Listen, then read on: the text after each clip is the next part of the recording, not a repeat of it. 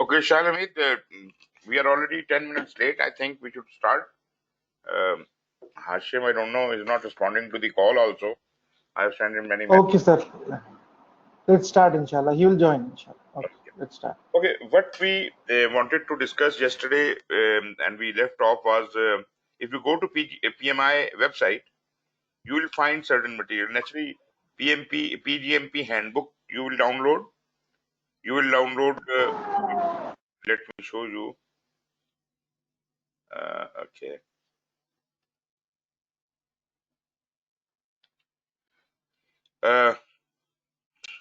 Have you tried it?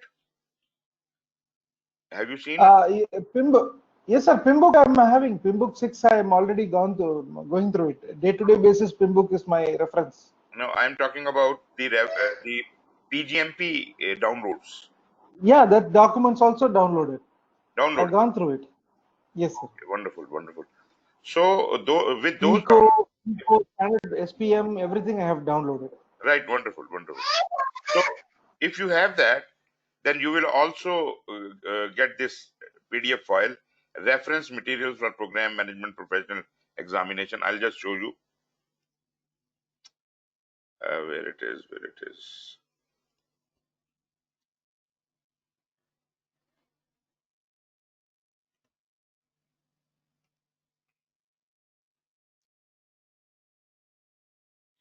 I don't know why is it not becoming visible here.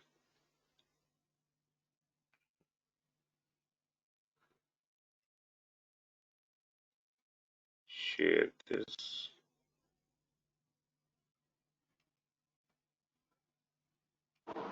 Which one you are talking about, sir? PIMBOK 6. No, I'm talking about the reference material. Okay. I think it's not becoming visible on the screen, but this is a PDF file, right? Just a minute.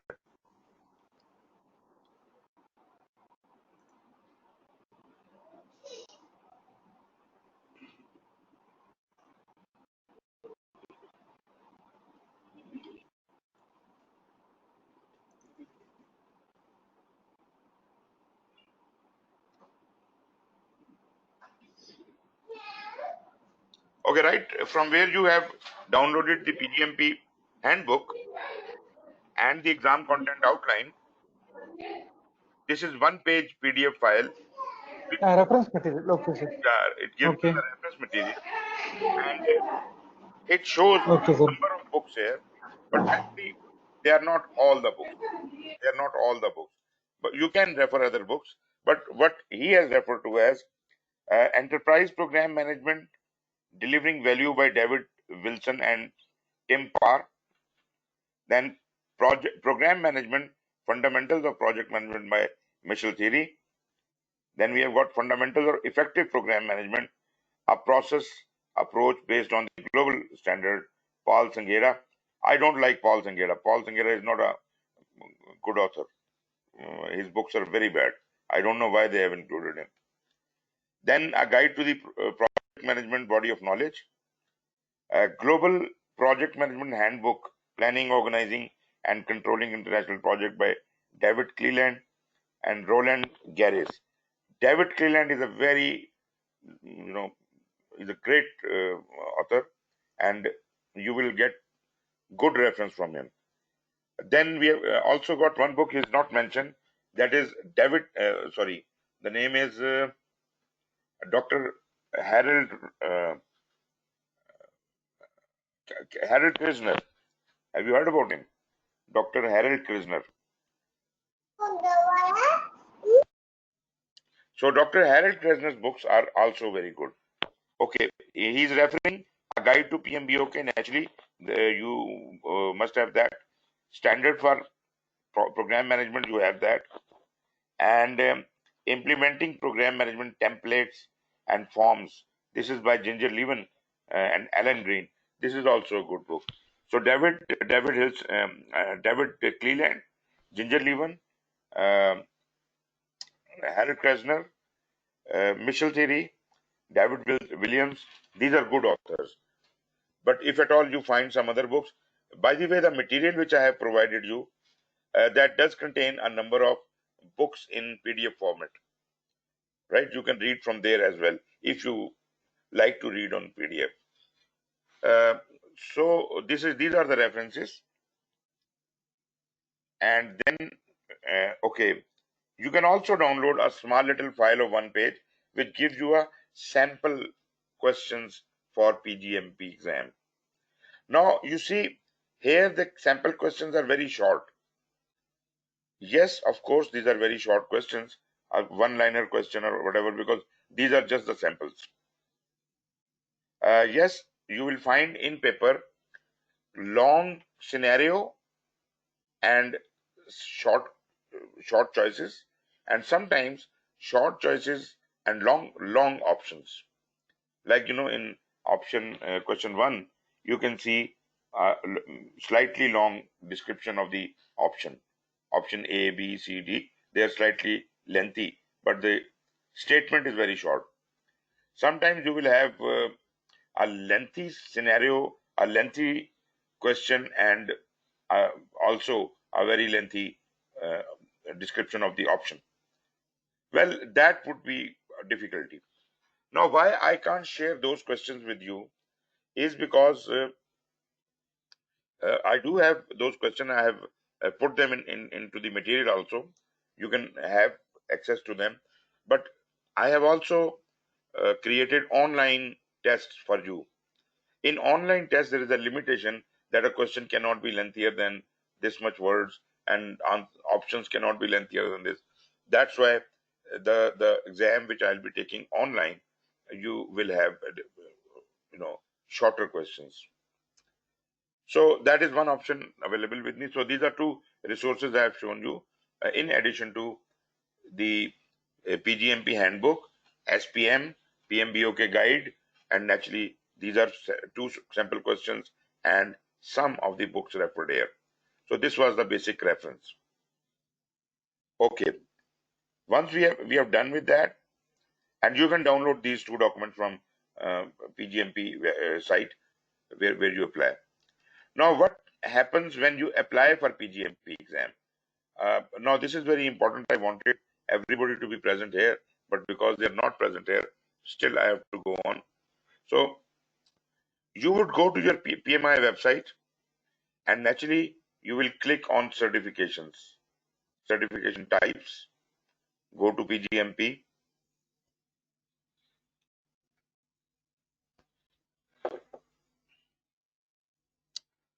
Okay, in PGMP, uh, I actually started off. Okay, it says go to my PMI. If you are already a PMI member, it will ask you to go to my PMI, right? What I did was, because I have already done my program management, so my PMP status would show something different. So what I have created a fake ID by the name of Hashim Hilal, and this account I have created. So let us see, without becoming a member, how he can start filling the application for PGMP certification. Okay, this is his PGMP certification. I started his application, so it is in the beginning. So let us move in and see what is there in the application. Shalomit, if you have to say anything, you can raise your hand, because I have muted your mic because there is a background noise at your end which disturbs the recording. So if at all you want to speak, please raise your hand and I will give you the chance to speak. So probably in front of you, you will be able to see that this is the application. So we have to provide the very beginning of the application. Number one form is the education. You can see on top there is a what do you call it, timeline, education, experience summaries, exam, and so on. So you are filling your PGMP application. Maybe you put in your education as master's degree. Maybe it was done in say 2000 and it finished in 2002, and you did it from Pakistan, and your name of institution was let's say IMA, and the field of study was business. So this was 1 degree, right? Here it appears this is your degree, and you can edit your education, you can put in more education if you feel that this is okay and you have done put in all the education which you wanted. uh, then you can move on to continue to experience. When you continue to experience, now it starts asking you exactly your program title. Now this is very important because the subsequent application will be dependent on this. Your program title, say you say I was a program manager, your organization was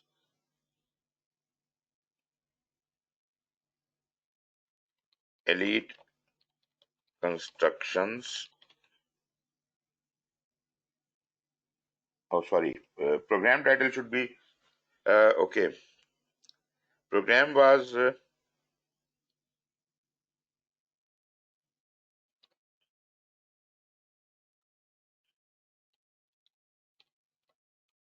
irrigating land of over 2,000 hectares in Punjab by alternate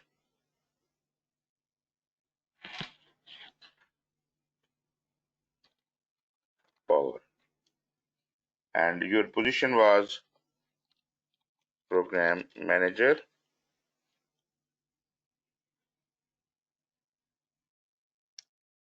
Functional reporting area,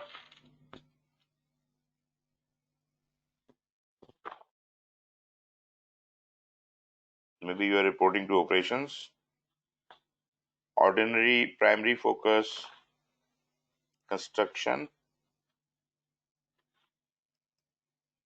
Worth was, say it was $5 to $10 million. Number of direct reports who are reporting to you, say there were 5 project managers. Five, okay, say there are 10 people reporting to you, 8 people reporting to you. Out of those, 5 are project managers. Project started in June of 2014 and it completed in February of 2019, right? Let's say it's a five years project program. Okay, now it is important. Now you have to define the strategic goal.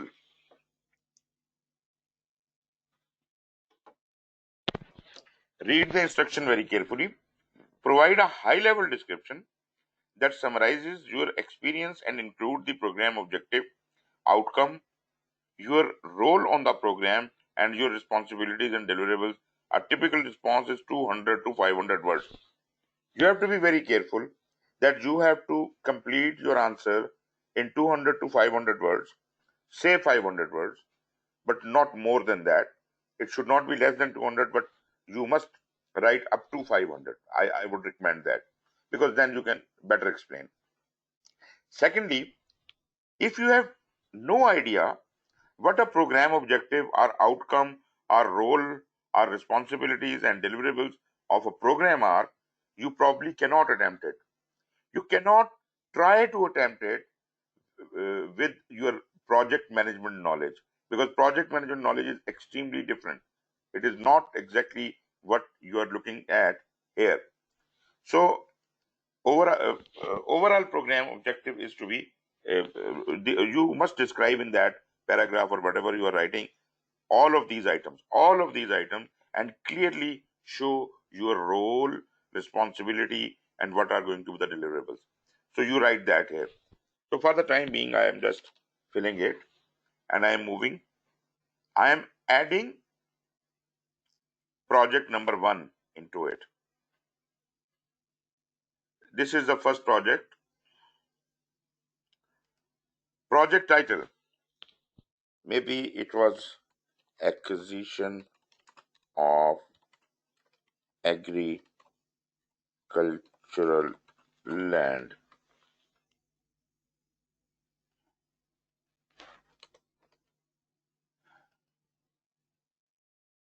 Maybe this is the same organization, whatever it was.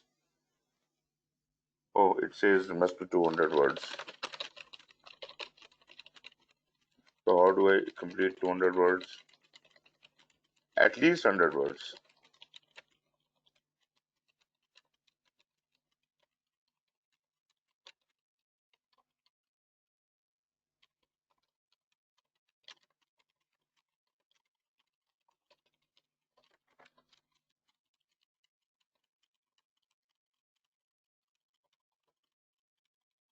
Oh, it's too much to be written here.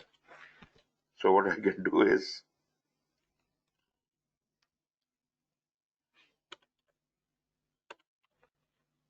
okay, this is in the range 261 characters.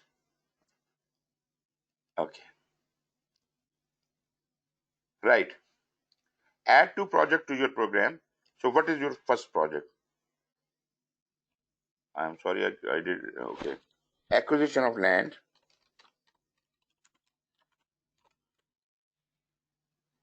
Maybe approach was hybrid. Okay, traditional. And team size was 20 plus more. This was up to 1 million. Month was July, whatever, July 14 to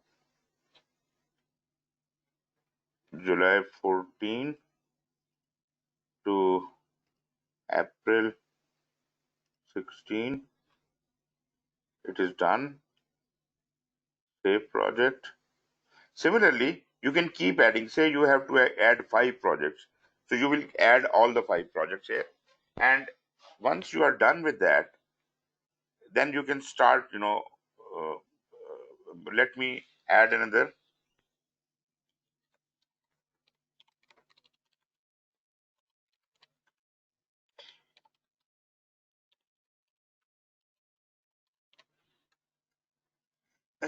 So this was also our traditional team size was 15 to 19 up to 1 million. It was done in April 2014 to August 2014. Okay, say there were 2 projects. So if you have included all the projects here, all the 5 projects here, then you save the program. That done. Now you move on to the next part. Then it asks you your experience and carefully read it. Enter your yes, please. Yes, Amit. Ji, please speak. Sir, now one question. See, I am see for one real-time example. Now, I am part of one program. Okay, I am a deputy program manager.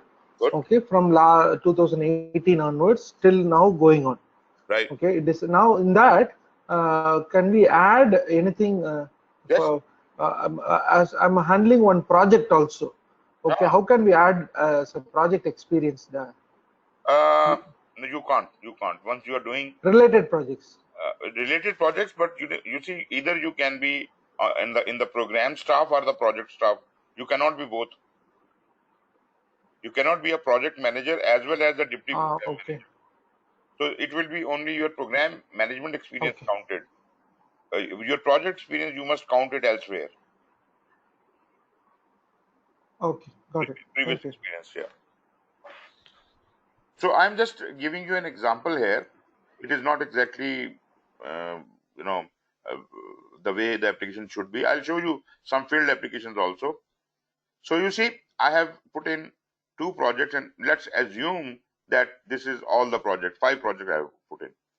So what is your experience? Again, it asks you your experience in first project, that was acquisition of agricultural land. What was the organization? So what we said, say uh, government of Punjab, right? So your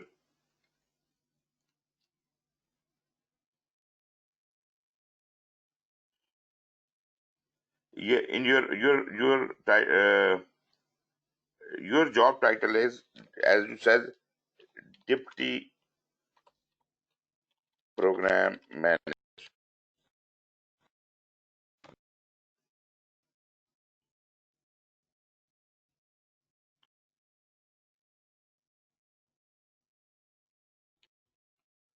So your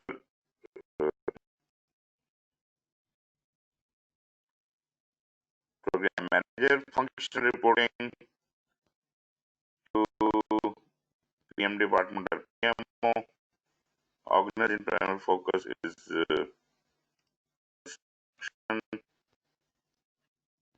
approach is traditional. Team size is asking the same questions again. Did I do something wrong? 20 or more.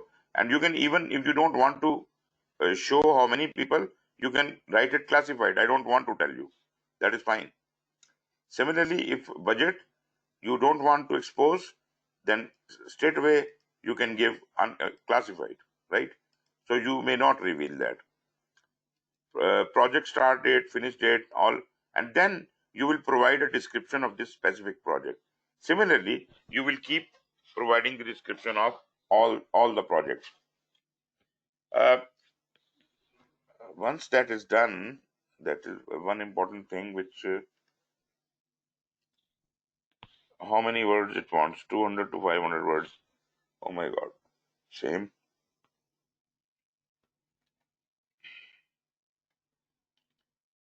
So what I am going to do is I am just filling it up with trash, and I'm saving this experience.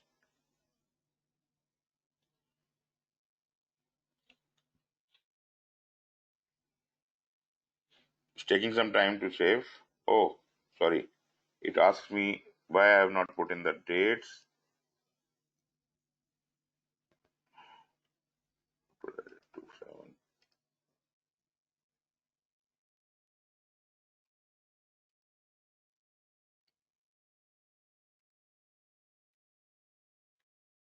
Okay, as you were saying, if something is in progress, a project or program is in progress, you can write, you can take here in progress, right? So that means that thing is going on. Okay, I have saved this. Then I can add another experience and so on and so forth. Say that was it. Then we move on to,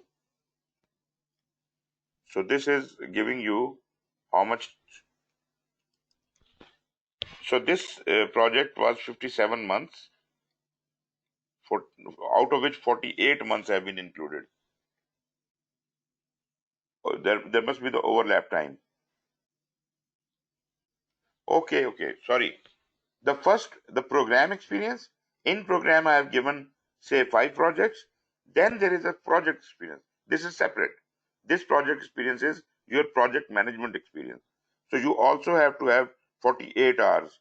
So maybe I have to add another 48 hours. So whatever this project is, organization and job title, project manager, and this is PM department, construction,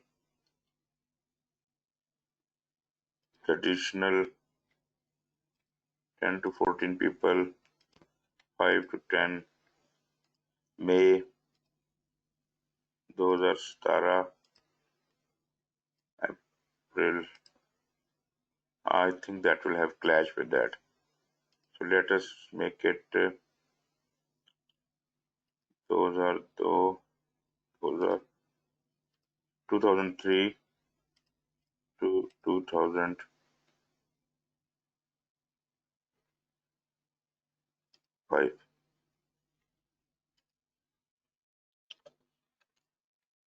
And I'm saving this experience. So what does it provide me? It gives me 24 or 48 hours. Oh, what is the problem?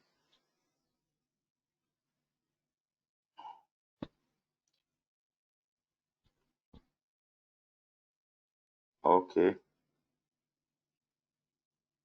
3 to 5.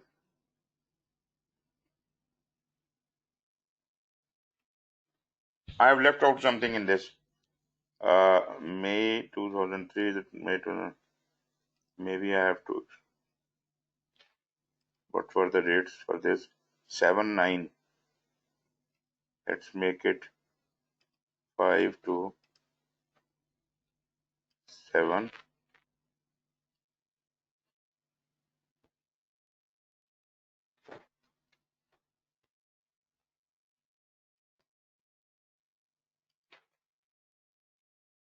Okay, that comes out to be 44 months. Let us add another one to complete the 48.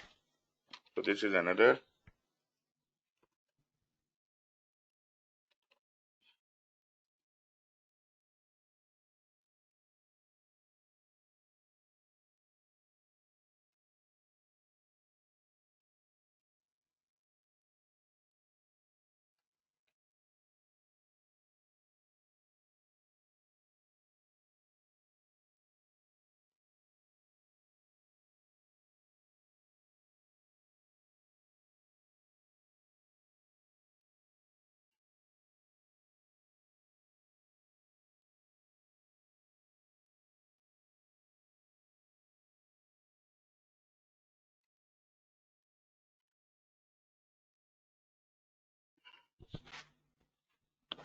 Okay. Yeah, yes, please. I didn't see your hand. Yes, please. Sir, and your voice is breaking now and there. I don't know why. See, now my question is, it's you mentioned last 15 years we need to consider. See, for example, now I have my PMP and PBA, ACP experiences. Mm-hmm. I need to go through all the things. No, I have to be very careful in writing those experience also, right? Yes, yes. In case if they cross check my okay. Yeah, yeah, Tell me one thing, sir. For example, now till 2018, I passed out PBA. yeah. Okay, Right. 2018, during that time, one project is there. Okay, that might not be the program. Okay, if I have a program experience little 1 year before, there will be a problem. Uh, there is no problem, but there should not be an overlap. Maybe, generally speaking, your project experience should be earlier and program experience should be later. But there might be a chance where you may have a project experience in between, right? So that could be there. In between, there is no problem. Uh, that is possible. Okay, got it, sir. Okay, here what we have done is 20, 40, 44. Okay, it gave us only 2 months. The last project. Maybe I have to make it 2003. Probably only last 15 years it is accepting. It is not accepting anything beyond that. That's what I was trying. No, it is not accepting 2003. Anyways, so you fulfill your program experience is okay, 48 months, and your project experience is 4 months less. So how do I do?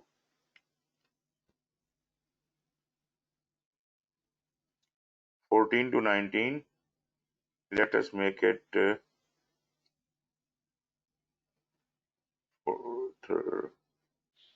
11, 12, 13.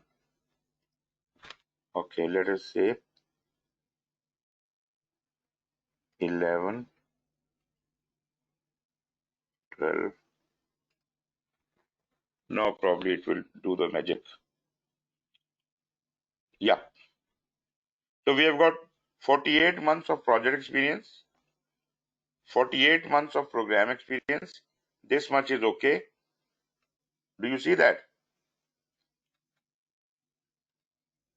Ji, Hashim Saab, where were you, man? Ji, Hashim. Sorry for joining late. Sir, very, very late. Okay, what we have done is we are trying to fill a fake application by your name. So we are making you famous, right? Okay. We created an account in PMI by Hashim Ilal with a fake, email address, and we got into it because I couldn't do it myself. My account is already a PgMP, and your account could have been used, but we did not have. So I just wanted to fill in just blank things. So what we did was, first we filled in the education, right? So basically, I have put in master's education degree, and that fulfills all the requirement. Just hold on, it is just coming on screen. Okay, so here it is. We said we did a master's degree from 2000 to 2002 and so on and so forth, and that completed my degree requirements. Then I moved to my experience, and being a graduate, what you have to fulfill here is 48 hours, 48 months or 4 years of project management experience and 48 months of program management experience. So we did that. We continue to the experience. Here it is. So first program experience, we said we did a program of say from 2014 to 2019. The last experience should be the program. It's better to have program experience to be the latest and project experience earlier than that. So from 2014 to 2019, I did a project program, and the description I did not write the strategic goals about it. I just put in tap tap tap, and there were two projects in it. One was from this to this, second was this to this. You may add more projects and all that. So this makes your requirement of 48 months of program fulfilled. This is not enough. We'll move on to other parts of the application where he will ask you specifically certain questions about these projects and programs you have listed here.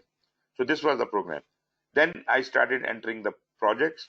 I entered 3 projects here, and the total was 48 months was completed.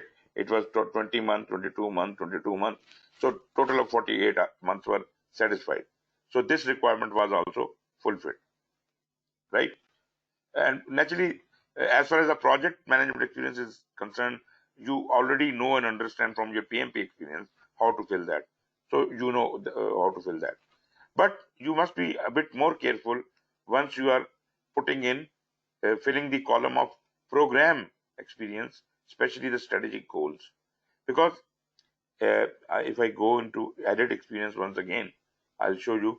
It says clearly, provide a high level description that summarizes your experience and include the program objective, outcome, your role in the program, and your responsibilities and deliverables. A typical response is 200 to 500 words. I said we should have a response of 500 words. That's it, right? And you have to consolidate all your experience. And before you start filling it, you must clearly understand program objectives, outcomes, and these terms. Do not try to fill this from your previous experience of project management. This is very different from project management. So once you have read the first domain, that is a strategic domain, then you will be able to understand what really this all means. So that is very important because that kind of language has to be used here. Okay, fine, that is done. Let us move on to the next part, and that is experience summary. This is the most difficult part. Now, whatever you have given in your experience, now you have to summarize. It says, first of all, strategic program management. It is giving you two options. Number one, you developed a program justification and business case in alignment with the organizational strategic plan. So you may answer according to that, or you have monitored the business environment, program goals, and benefit realization plan in order to ensure the program remains aligned with the organizational strategic objectives. So one question is uh, from the initiation of the program, and the other question is from the monitoring. So you have to look at which angle you want to take. So say you have taken the first angle like this, develop program justification and business case, then uh, which program? So you have entered only this program. So here it is. Now you have to provide a summary. And this is the most important one. This has to be not written here, but again, it has to be about 500 words or more. I think there is no limit written here, but it should be a healthy description. And you have to prove that you really did all that. You understand what is program justification, how the business case was created, how it was aligned with the organization strategy, what was the organization strategy. You have to explain all that, right? So this is uh, the instrument to measure your panel review. The people who will be in the panel review, they would be looking at these answers, and based on this, your application will be accepted or rejected. Then next question, benefit realization. Again, it is giving you two options. Either answer this from the first perspective, that is defined and monitored benefit realization measurement criteria, right? Or identified opportunities that resulted in optimized program benefits. Say you select this, then again you have to select which program, and then you have to write about it. So next, stakeholder management. Again, two options, identified and analyzed program stakeholders, or developed clear expectations and program acceptance criteria with program stakeholders. Say you go for the first, again, select your program and then write the details. And you have to really justify. The summary is not just for few words. You really have to justify. For the time being, I'm just filling this with nothing.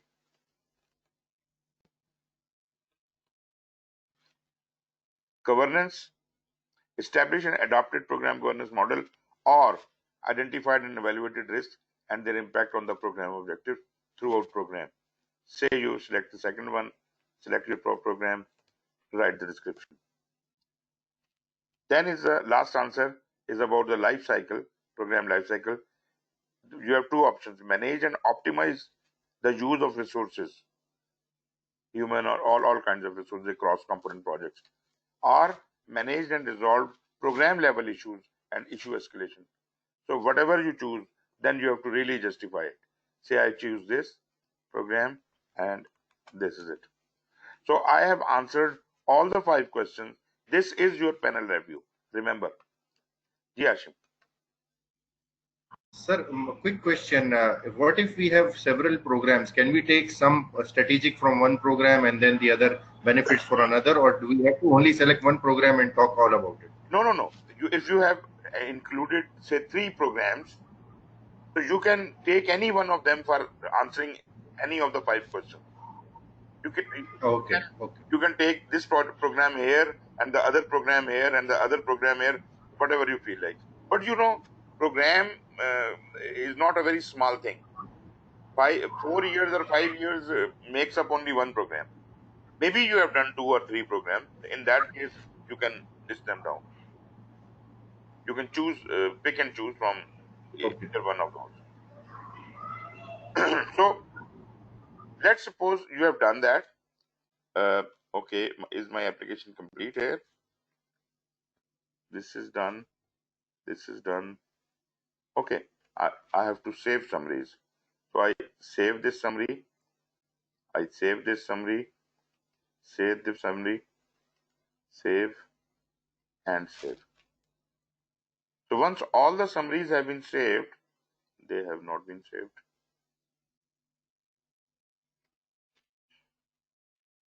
Okay, all the summaries have been saved. Then I continue to the exam details. So these are my exam details. Then just like PMI, you have your address and all that, then your name on the certificate and all that. This is it. And then you confirm, and your exam, your application is complete. So this is very simple. But the most important part here was filling in those sections in the experience, like the strategic objectives, and then these 5 things, answers to these 5 questions. They are very important. Now let me show you some of the applications which my students have filled earlier. Okay, this was one of my students, Fahad Ansari. Okay, what he did was he just took out the printout of the application which he filled, right? So this is his application. It gives the contact details, all that. Then on the next page, this is his education, right? Confirmed. Then on the next, it is the experience. So first of all, it says project management experience. First project management experience is from November 2006 to October 2008. He was administrator. Primary industry was communications. Job was IN engineer, company, and so on. As far as projects are concerned, you do not need to provide any description. I'm talking about the projects. Sir, not able to see the application. Okay, you're not able to see. Hello. Okay. Let me. Yeah. Okay, let me go back. This is the application. This is the printout of the application, right? You can print out your own application once you have completed, right? And save it in your computer. So they saved it and send it to me, right? So Fahad's application, initially the first page, name for correspondence, contact details, name as it should appear on the certificate. Then on the next page is the attained education.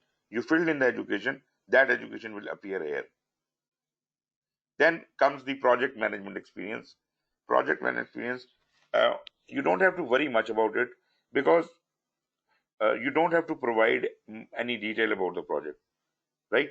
So just given the start date, finish date, and your role and all that, just like what is the role, which is the company, what is the address of the project, that organization, and so on. Then the next project, his next project is Nokia charging system upgrade project. So 2009 March to December. So same details he has provided. It was in Kuala Lumpur, Malaysia. Then he moves on. Nokia charging system upgrade project, the third project, from February 2010 to March 2011. Again this. So this completes his project management experience. Next comes the program management experience. Okay. The name of the program is Value Added Services Swap Program for Digi Telecommunication Malaysia. Right? This is the budget. Then direct reports who are reporting to him directly. There are 15 people, out of which 5 were the project managers. Start date is 2011 to 2015. He was program manager, communication, and here he writes the strategy. Right? I'll read it out to you as far as you can understand. In the last quarter of 2010, Digi Telecommunications Malaysia is a subsidiary company of Telenor for Nibo Norway, created an RFP for complete network and services swap from the legacy network and services infrastructure to the latest, more robust and cost-effective solution in order to attain comprehensive competitive edge and bottom line gains in Malaysian telecommunication market. There were a plethora of vendors, including but not limited to Ericsson, Nokia Siemens Network, Huawei Technologies, and ZTE Corporation, who bidded for the RFP, and after lots of negotiation, this massive RFP was awarded to ZTE Corporation Malaysia. The overall budget for this tender was approximately 400 million US dollar. This RFP encapsulated modernization of the complete radio and transmission base station subsystems along with core network and services infrastructure in a single most ambitious network modernization undertaking that digital communication had embarked upon in the entire history. Starting June 2011, Digi started upgrading all the network sites in Malaysia. Over 5,000 sites were planned to be upgraded and optimized by mid of 2015. Bundled with the upgrade of these sites was the swap of complete core network infrastructure as well as charging, billing, and value-added services platform. Now you see, he had provided a very good background, a very comprehensive with a flow, very good English. Now he provides the strategic objectives. He is enumerating them. That is very good. Number one, to enable Malaysia's first LTE equipped network ready to serve fiber-like speeds to upcoming LTE mobile devices.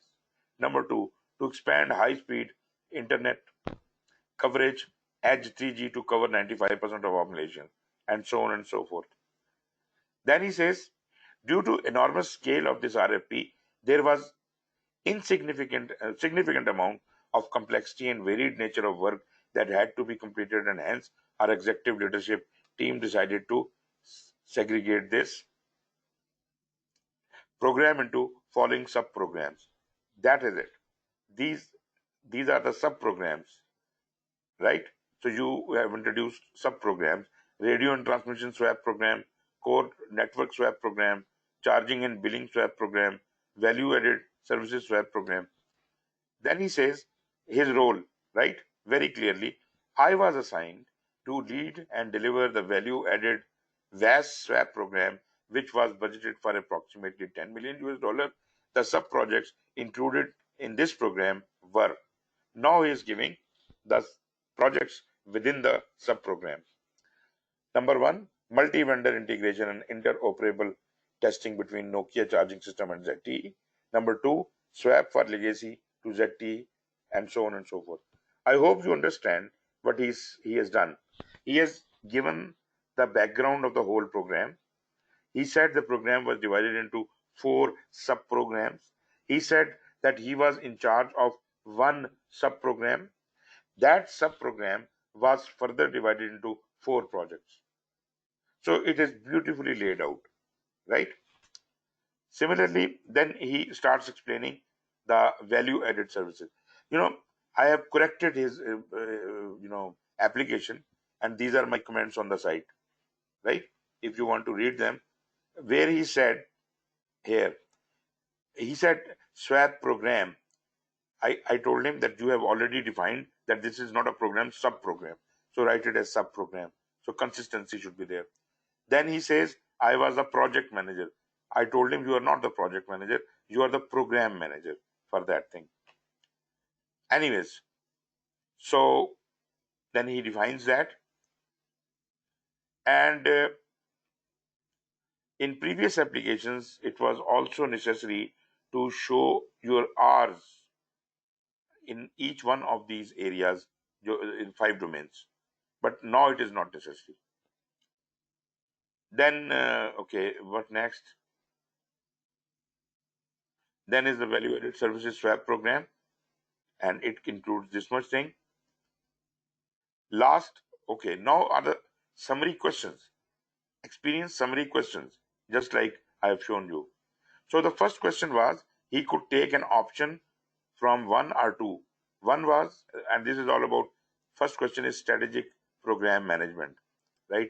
First option was develop program justification and business case, and second option, monitor and business environment. He chose B, monitored the business environment.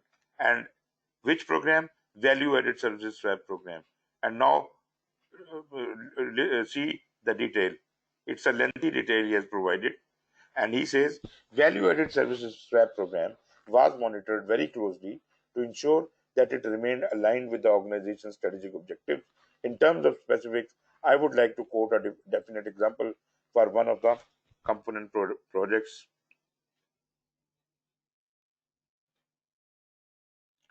whereas ZTE was developing software features to be developed on various which were to be leveraged upon by planning and marketing.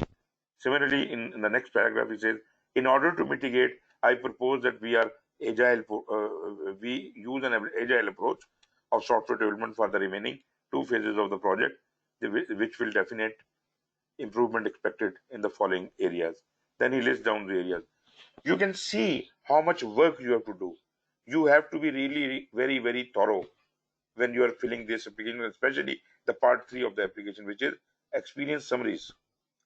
Till experience, it is okay, but experience summaries, it should be very detailed, right? So just like he has explained things, you can also take on each one of questions. So in the second question was about benefit realization. There were 2 options: defined and monitored benefit realization criteria, or opportunities that are related in optimized program benefits. He chose identified opportunities. So how does he explain? One of the key opportunities that are identified to optimize the program benefit was my proposal to use agile methodology for developing software. So there is a linkage between the previous question and this question, because he proposed the software development in the previous answer, and now he's continuing with that. The benefits forecasted, and he now writes down the benefit. Although I have some comments here, I said, you have written the same thing, exactly same as your response in question 1. This is not right. You should, either change the response or reword it, right? So this could, if he had submitted application like this, he might not have been selected. Okay. So this whole of this portion he copied from the previous answer, which I said it is not okay. He has to rewrite it. Then the third question about stakeholder management, he again chose B, which was developed clear expectations and program acceptance criteria. And again, he writes in detail about it. So all the 5 questions are answered like that, right? So this is a lengthy application. You have to be really very much prepared to answer that. I'll show you another application. This is from Taimur Shah. So Taimur Shah, okay, this is his details. He has a bachelor's and in experience, project management experience. He shows some project of 147 kilometers highway in probably it is Saudi. July 2006 to June 2010. It was he was resident engineer, oblique project management manager, and Etisalat Saudi Arabia branch, Al Musa Center. And this is what the first project is. And this first project is how long it was? It was 6 to 10. So it covers all the 48 hours, 48 months. So one project experience he only provided, and that was enough. And in program experience, what he says, okay, program experience, he says program was of Ministry of Housing, North Region, Rafah. Okay. He describes the strategy. Population in Saudi Arabia has been growing exponentially, around 30 million in the last 4 decades, and is expected to grow by 66% by 2025. Only 30% of the Saudi Arabian population own homes. A rapid urbanization, 2.1% annually from 2010 to 2015. 82.9% people live in urban areas, and changing lifestyle trends have boosted the demand for housing. Government estimated 200,000 housing units supply in the market annually. However, according to SMEs, the demand will reach 1.5 to 2 million housing units by 2020. The National Transformation Program was developed to help fulfill Saudi Arabia's Vision 2030, identify the challenges faced by government bodies in the economic and development sectors to enable citizens to obtain a suitable residence, improve performance of real estate sector, and increase its contribution to GDP and create an attractive environment for both local and international investors, enhance their confidence in country economy, and create job opportunities or 450,000 in the real estate sector. So this much he has provided the national strategy. Now this national strategy will be translated down to the program of Ministry of Interior, Ministry of Housing. The government adopted 10th year plan which aims to increase non-oil public revenue as a percentage of the total revenue from 6.61% in 2010 to 13.9 in 2019, and to raise the ownership of houses by Saudi families from 30% to 52% by 2020, and allocated budget of 67 billion US dollars. Now he comes to his ministry. Ministry of Housing Portfolio, MOH, was formed, which has launched several programs in different regions of the kingdom with emphasis on less developed areas. Housing program for Rafah. So housing program for Rafah region was the program he is talking about. So this is part of a big strategy of the government, and naturally Ministry of Housing has its own strategy, and that strategy is translated into many programs, and this is one of the programs he is heading.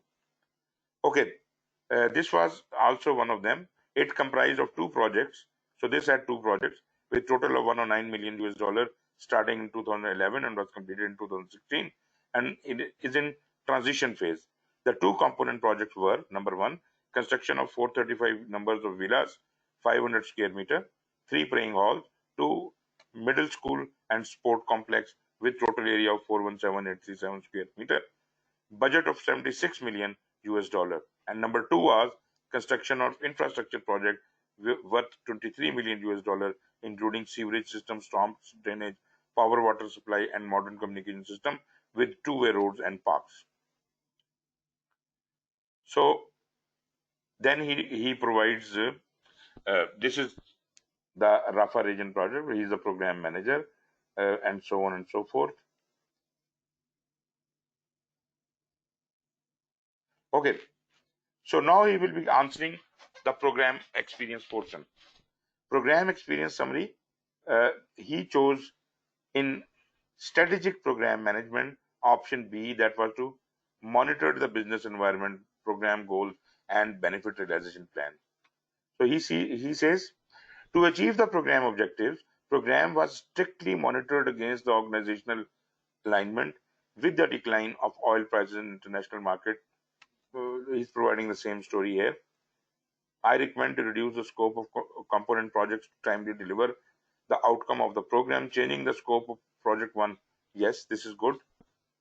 So he has given a reasonable response here. Question number two, benefit realization, again he has taken option B, which is identified opportunities. I identified the following tangible and intangible benefits and opportunities for MOH Rafah program in benefit register and defined benefit realization and transition plan. Timely addition of 3 to 8 villas, 3 masjids with modern infrastructure facilities to the government housing program. Selected unused low-cost ministerial lands for the program to raise revenue by developing in outskirts and attracting locals to regulate urban density. To provide high quality and low cost housing to the public. So he is defining those objectives. I am just trying to show you how detailed you have to go. You have to answer all of these questions. I would rather like, he has provided very small answers. At least one printed sheet should be the answer. One printed sheet, like, this is almost 1/3 of the printed sheet. So your answer should be a bit more explained, but at the same time, it should be consolidated. I mean, you should not narrate long stories. It should be, the wording should be like he has used. So these are all the experiences. Okay, after seeing these applications and the application we tried to fill, what are your remarks on this? My thoughts is, number one, we have to list down the sub projects or the number of projects under the program. This is, I saw a common observation in both the applicants that they are saying under this program, this were the sub projects or sub programs. Exactly. So you have to be really very careful. And once you fill your application, before you submit it, you must take a printout like this, PDF file, send it to me. I will check your application. And if I can, suggest something, I'll give you the suggestion. And when it is all okay, then you can submit. So you have to be extra sure that you do not commit any mistake, right? And naturally, whatever we are going to be studying here, uh, those concepts are key to writing all this. If you have got good knowledge and wisdom before start filling this application, only then this application is going to be good. So I just wanted that you should be comfortable with the application itself. You should know how it is to be filled and how easy or how difficult it is for you. You determine that, right? But the quality of application should be like this. These two applications are good, really good. Right, Shaul Hamid, any comment from your side?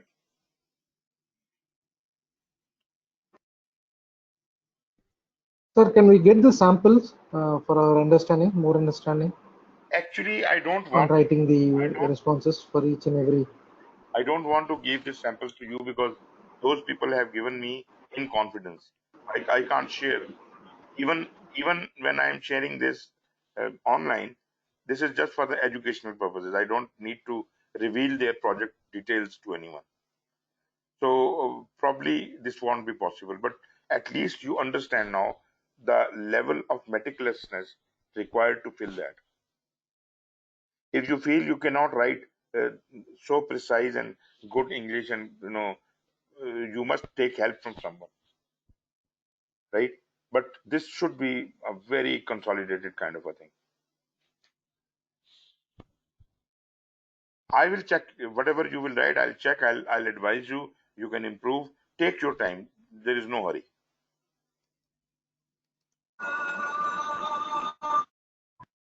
जी जनाब.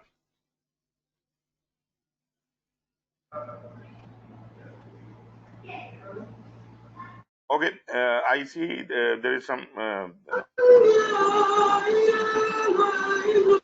There is a azan going on. Do you want to have a break for namaz?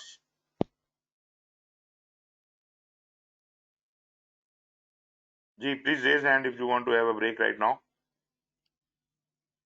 Okay. Hashim, I think the same time at your end. So let us have a little break for say 10 minutes.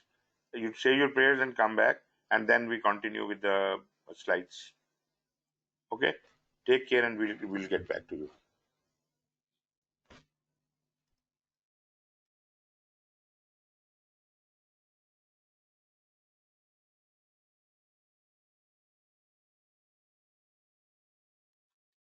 Okay, I'm back, Ji.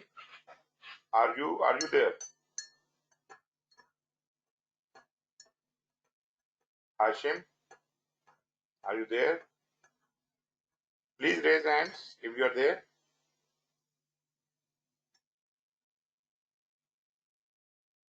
Hashim and Shalamir, are we ready to start?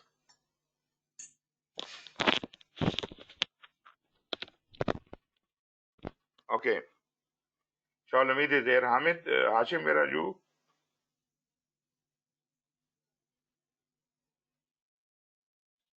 Hashim, you are again late.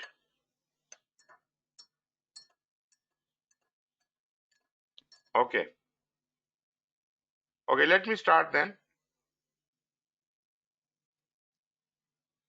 Right, we are now moving on to the introductory part of SPM, that is the standard for program management.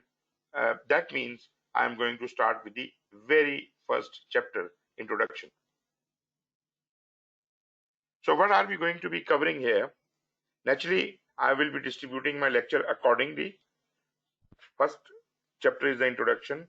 Then we'll talk about the performance domain, the 5 performance domains, which will then subsequently be discussed in each one of the chapters.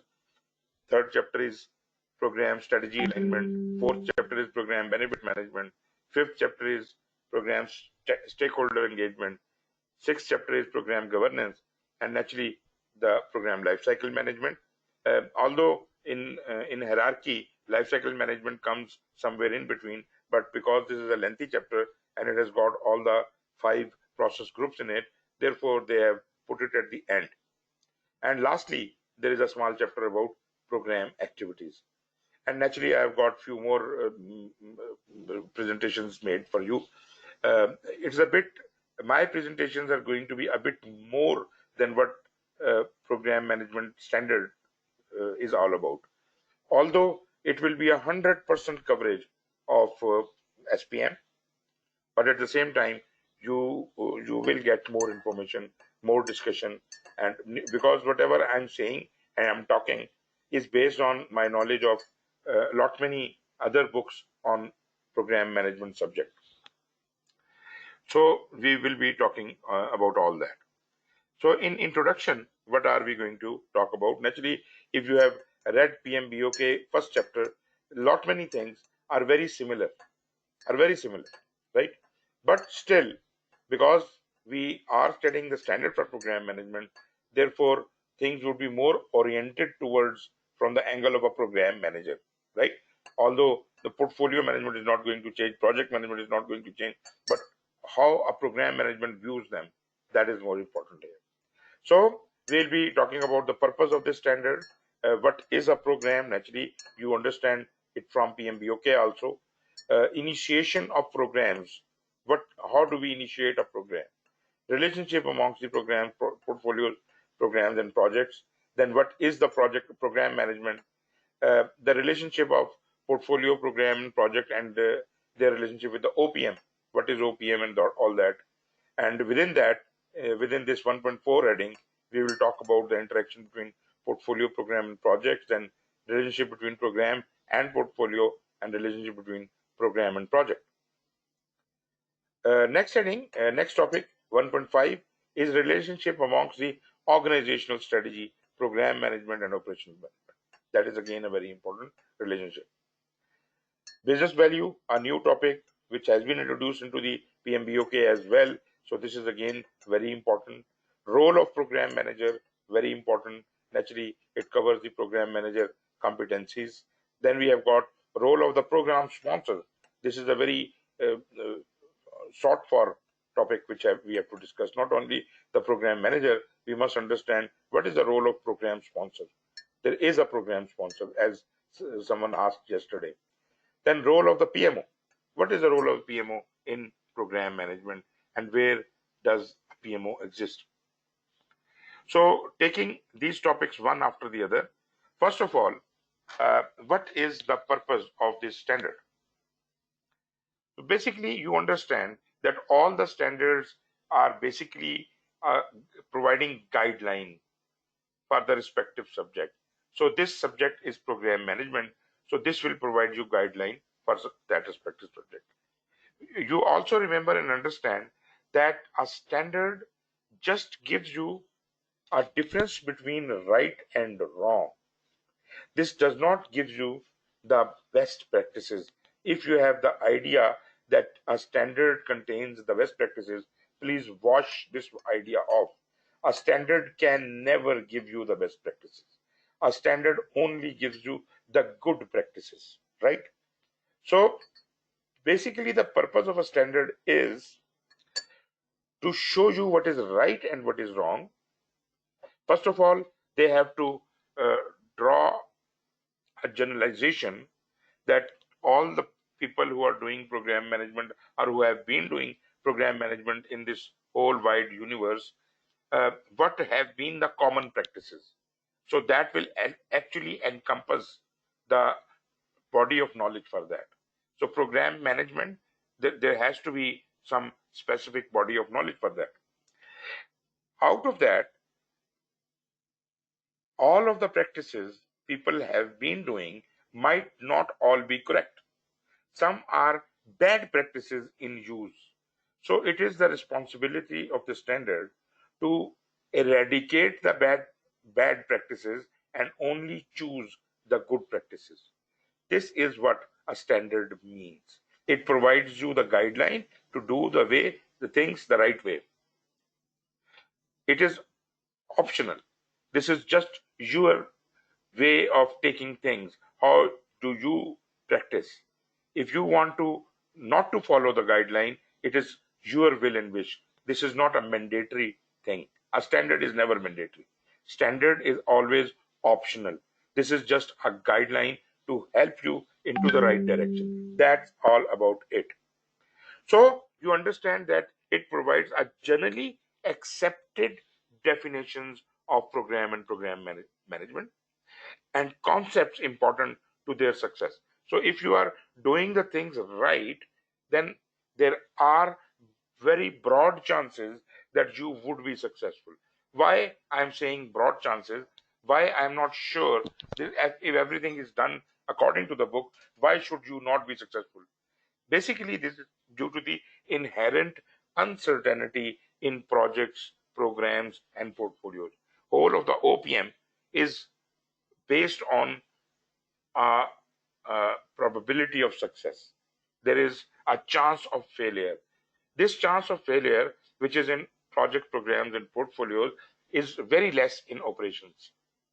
In operations, I don't say that we are 100% sure about everything what is happening, but we have got established practices, mandatorily to be done. So, uncertainty program is more about these we are don't have any experience. We are just the best use of our wisdom and knowledge to do this new challenge, take up this new challenge.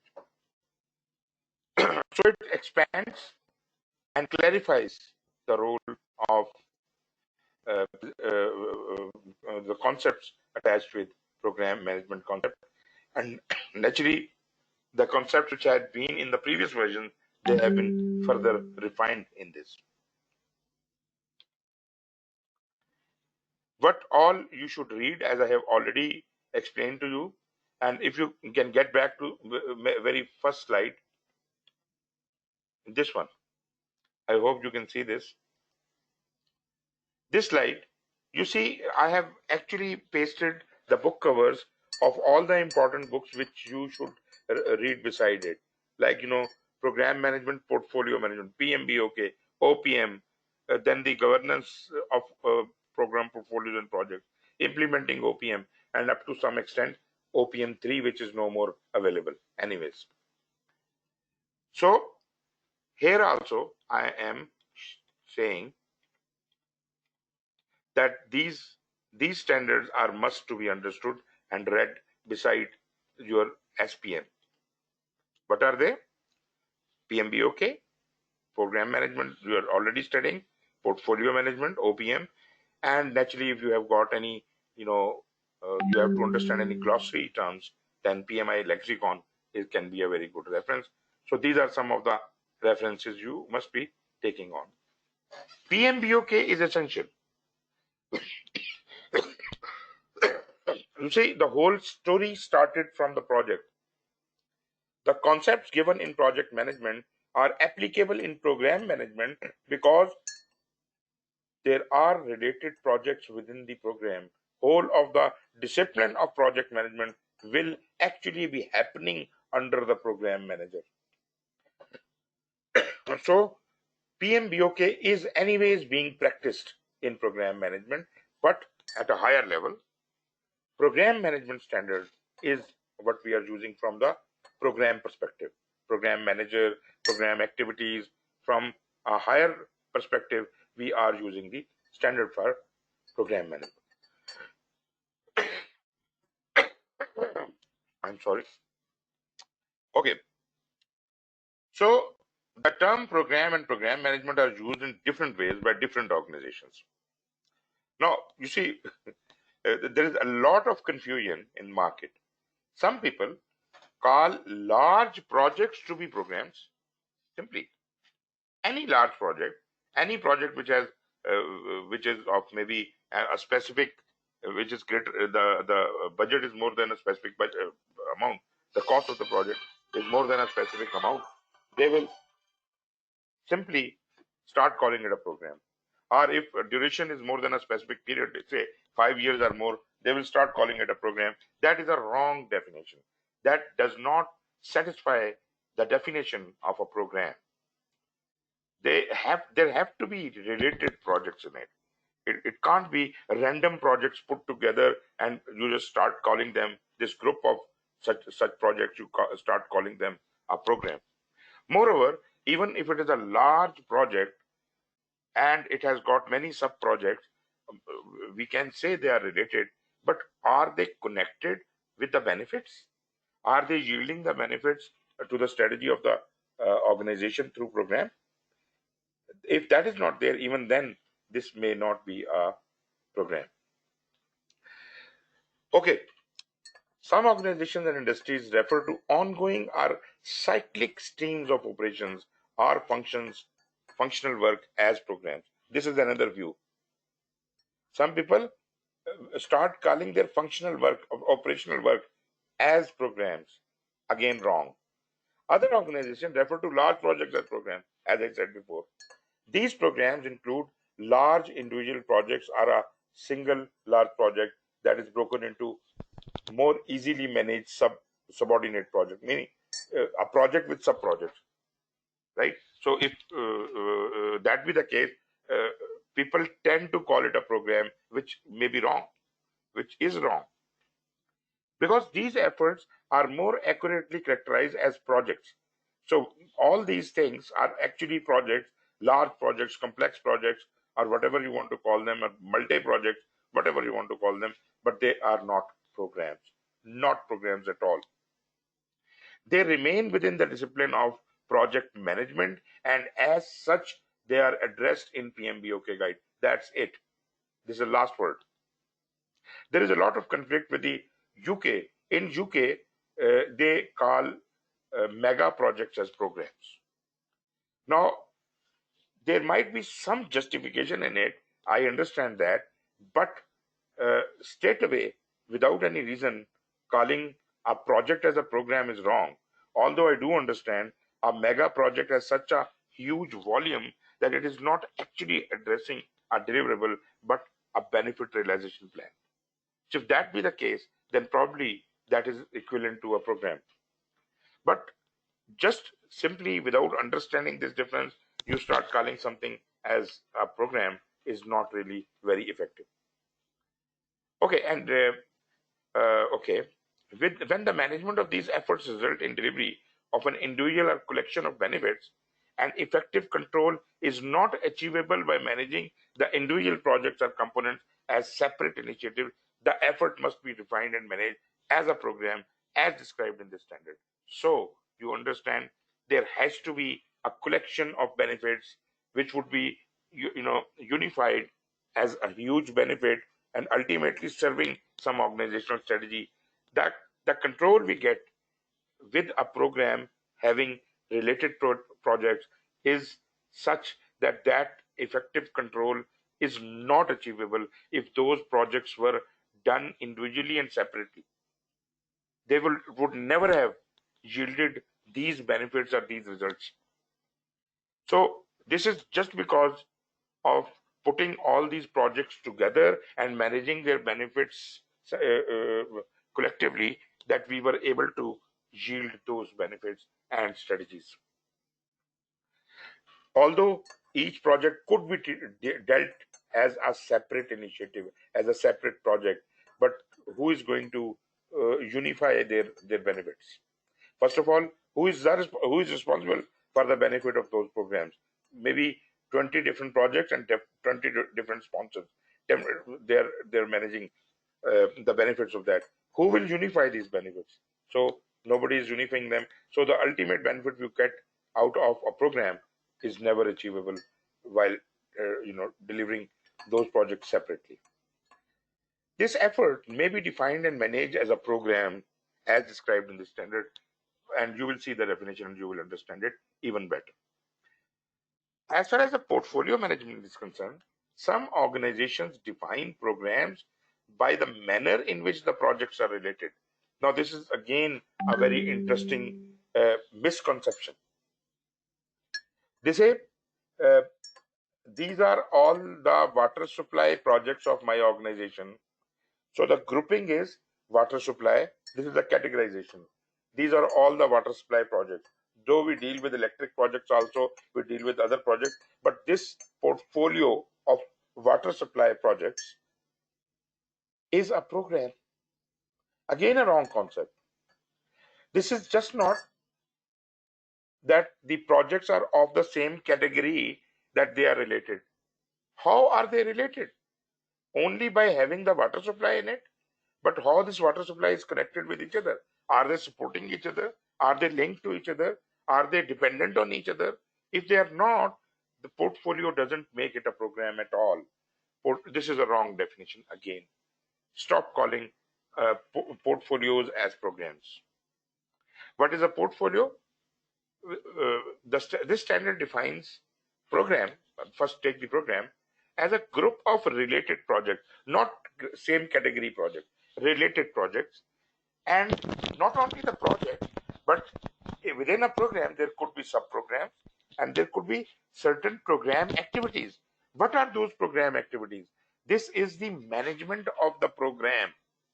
The people who are working in the headquarter of the program to unify the benefits, whenever a project gives out some benefits, those have to be managed, those have to be run, those have to be operated. Who is going to do that? Project has finished, it has gone home. Then who is managing the output of the project, the benefits of the project? Basically, program activities are there, and there is a complete staff to handle that. So there are programs, there are sub-programs, there are projects managed in a coordinated way. All of these are called components. These are all program components. Program components are projects, sub-programs, and program activities. So they all are managed in a coordinated way to obtain benefits not available from managing them individually. If we would have been doing all those things, programs, sub-programs, and projects and program activities separately without any link with each other, then the benefit we are getting out of a program, this could never have been ever achieved. All projects within programs are related through a common goal. It is not only the categorization of that, the classification of what being a water supply project, but they must have common goal. Their objectives must be similar. Their objective must be aligned with the organizational strategy, or the first the program strategy and then the organizational strategy. Often of strategic importance to the sponsoring organization. If the projects have separate goals, okay. If a project has separate goals, they probably cannot be linked together in a program. They are not characterized by synergetic benefit delivery. They will never be, they are not aligned. One project is going east, other project is going west. How we can synergize their benefits? And are only related by common funding, common technology, or common stakeholder. This is the categorization. That then these efforts are better managed as a portfolio rather than a program. This would not be called as a program. This may be called as a portfolio or a sub-portfolio, whatever you want to call. The standard for portfolio management, naturally here the 4th edition, addresses this specific issue. Okay, this standard, I'm talking about the program management, describes how organizational strategy establishes the foundation for program and portfolio. You understand, this is a very important point I'm talking about. This specific standard of program management is telling you how organizational strategy, which is the higher up strategy of the organization, that as we have seen that example of Ministry of Health and government priorities, their strategy, national priorities and whatever. So your organization must have that kind of some organizational strategy, right? So how those organizational strategies establishes the foundation for program and portfolio management. This will be clarified. It provides guidance on principles, practices, and activities of program management that are generally recognized to support good program management practices. I said good practices. So a standard gives you generally recognized good practices. That's it. Generally recognized good practices. May it be a project management standard, a program management standard, or any standard for that matter. It is always going to be generally recognized good practices, not the best practices ever, that are applicable to most programs most of the time. That is, again, you might have studied it in PMBOK also, that in that case it is applicable to most projects most of the time. Now we are talking about the program. So these generally recognized good practices are applicable to most programs most of the time. Meaning what? That we are never sure. We cannot be 100% sure that if you apply these good practices, you will be successful. There is a chance that you may even still not be successful. So that's why it says in most programs, most of the time, this works. But in some of the time, it may not. So you understand, generally recognized means that the knowledge and practices described are applicable to most programs most of the time, and there is general consensus about their value and usefulness, right? So we understand that these are generally recognized practices and these have been properly established. Then we have got some principles of program management. These are tenets that are held to be true and important for the effective management of programs. As far as general recognized and good practices are concerned, I have already explained these things to you. You can read it out from here, but anyways, this is what it is: generally recognized and good practices. Good practice does not mean that knowledge described should be applied uniformly to all programs. You see, whatever you read in a standard, this is not a template. You cannot use it like a methodology in every project of this world or every program of this world. It will not fit in with every program. Every program is unique and there might be a different requirement for that. Therefore, this is just a guideline. That's why we keep calling it a guideline, like we call our guide to project management body of knowledge. So standards are basically the guideline. The organizational leadership, program manager, program management team are responsible actually for determining what is appropriate. So they are responsible. PMI is not responsible if your project or program is not working. You are responsible, right? And you are responsible for picking the best model, best methodology, best way of doing it. But naturally, these good practices are available, and you can use them if you like.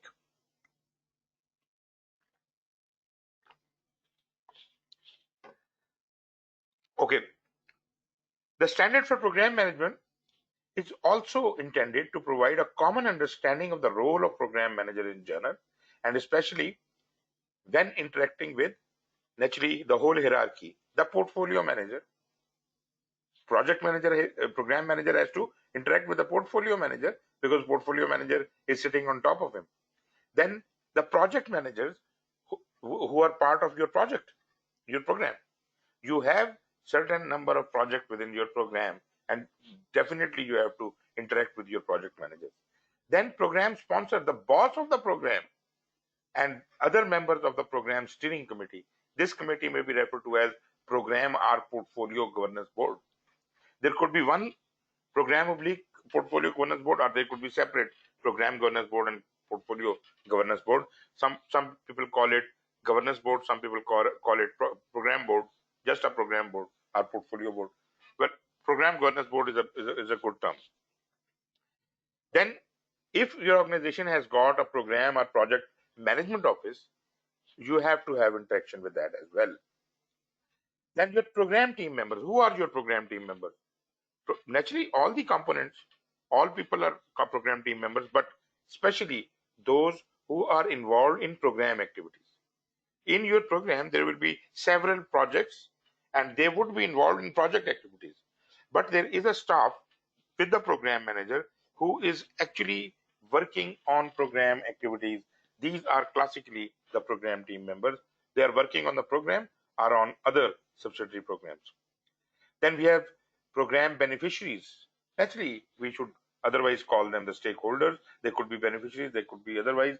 So beneficiaries are immediate beneficiaries who will get the benefit transferred to them.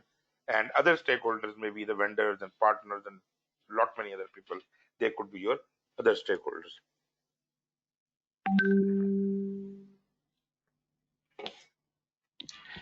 Standard for program management is intended to be applied according to the Project Management Institute's Code of Ethics and Professional Conduct.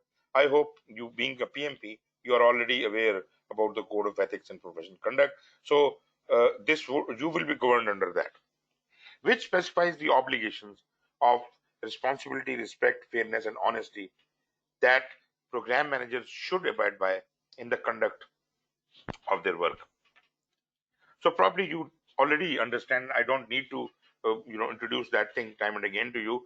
Just go and revise your code of ethics and professional conduct, and that requires the practitioners to demonstrate a commitment to ethical and professional conduct and carries with it the obligation to comply with the laws, rules and regulations and organizational and professional policies. This all comes under it. Whatever country you are in, whatever law and regulations and policies are there, or whatever the organization you are in, whatever the policies of that organization are, they all are applicable, right? So you understand what are the code of ethics and professional conduct. Now coming over to the second topic, and that is what is a program in itself. As far as the project is concerned, just down that memory lane, we just want to be remembering the project definition. Project is a temporary endeavor undertaken to create a unique product, service, or result. I won't explain that any further because you people know more than me what it really means. So I'll just leave it there. I'll just move on to the definition of the program. And I know and I understand that you are very much well versed with the definition of program also. You understand program is a group of related projects, sub-programs and program activities. All of these things put together are called program components. What are the program components? Related projects, sub-programs and program activities. These all are your program components. All of these things, all the program components are managed in a coordinated way. All of these things are happening simultaneously and one after the other. There's a kind of a network amongst these program components. Means the projects and sub-program, the program, a thing is coming from here and going there. So there is a linkage. They are heavily dependent on each other. There's a complete network of things going on. So this is to be done in a very coordinated way and very effective and efficient way, as if to obtain the benefits not available from managing them individually. If we were doing those projects and those activities separately, they would never have yielded in those benefits what we are going to be creating out of a program. So there is a kind of a synergy in a program. Synergy is 1 and 1, 11, not 2. So when we are united, we can produce much more than what is a simple summation. If there are 10 projects, they each produce 1 unit, then they will produce 10 units. But once this is part of a program, then these 10 units may have the strength of 20 units or maybe more. Normally we call something as other work. That is beside the projects or the sub-programs we are doing, there is a need to do some operational work within the program. This is not the organization operations. This is not operation in the sense of running an organization like production or operating a machine or something like that. This is because programs are of long duration. There has to be someone or some staff, some people managing the daily working of the program, how the projects are working, how the sub-programs are working, their finances, their resources arrangement, balancing and all that, prioritization. Who is doing all that? So small staff which is actually involved in support of the program manager in the operational work of the program, not of the organization, of the program. This is the other work which is included within the program. Otherwise, if you give all the staff of program to all the projects, then there is nothing left with the program. We have to have some staff held with the program because program has a larger responsibility. When a project finishes and hands over its deliverable and benefits to the program, who is going to take it over? These are the program activities which will actually be taking over their job. Program staff will actually handle that, run that thing, and ultimately yield benefits out of it, and then unify those benefits and ultimately hand it over to the customer, maybe after end of the program, which is 20 years later. So therefore, we must understand that although operational work of the organization is not part of the program, but the other work, that is the project work within the program, program work within the domain of the program, and therefore it is part of, we call it program activities. Please note that at times a large project can be split into multiple related projects, and then it is referred to as a program. Managing projects, subsidiary programs, and program activities. These are the three components of a program. As a program enhances the delivery of benefits by ensuring that strategies and work plans of the program components are responsibly adopted to component outcomes or to changes in the direction and strategies of sponsoring organization. Programs are conducted primarily to deliver benefits, not to deliver deliverables, products, or services or results. It is not ever the scope of a program. We are not making a bridge or a road. This is not a project.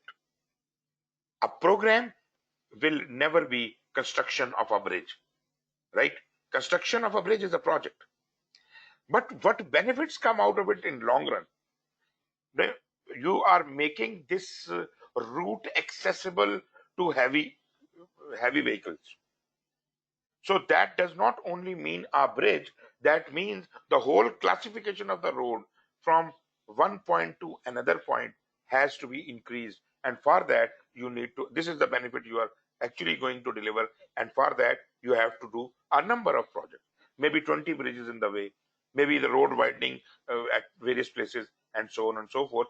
So this is a program which has its own objective, right? So you are reclassifying a road. This is our objective. This is not a deliverable. This is an objective. This is a strategic objective you have to achieve. Programs are conducted primarily to deliver benefits to the sponsor organization or constituents of the sponsoring organization. So whomsoever he is answerable to, he is delivering those benefits to them. How these benefits are delivered? Programs and projects deliver benefits to organizations by enhancing current capabilities. You see, just you have to get out of the philosophy or the thinking of product, service, result. That is a project thinking. So even a project, even if we are not talking about a program, a project also has to deliver some benefits, which we do not realize when we study PMBOK. We are only focused on the deliverable, product, service, or result. But you see, as I gave you the example yesterday, you are chartered to construct a school, and you built the school and you hand it over. But have you thought why the school is being built? Naturally, you are supposed to think, because your business case included the reason.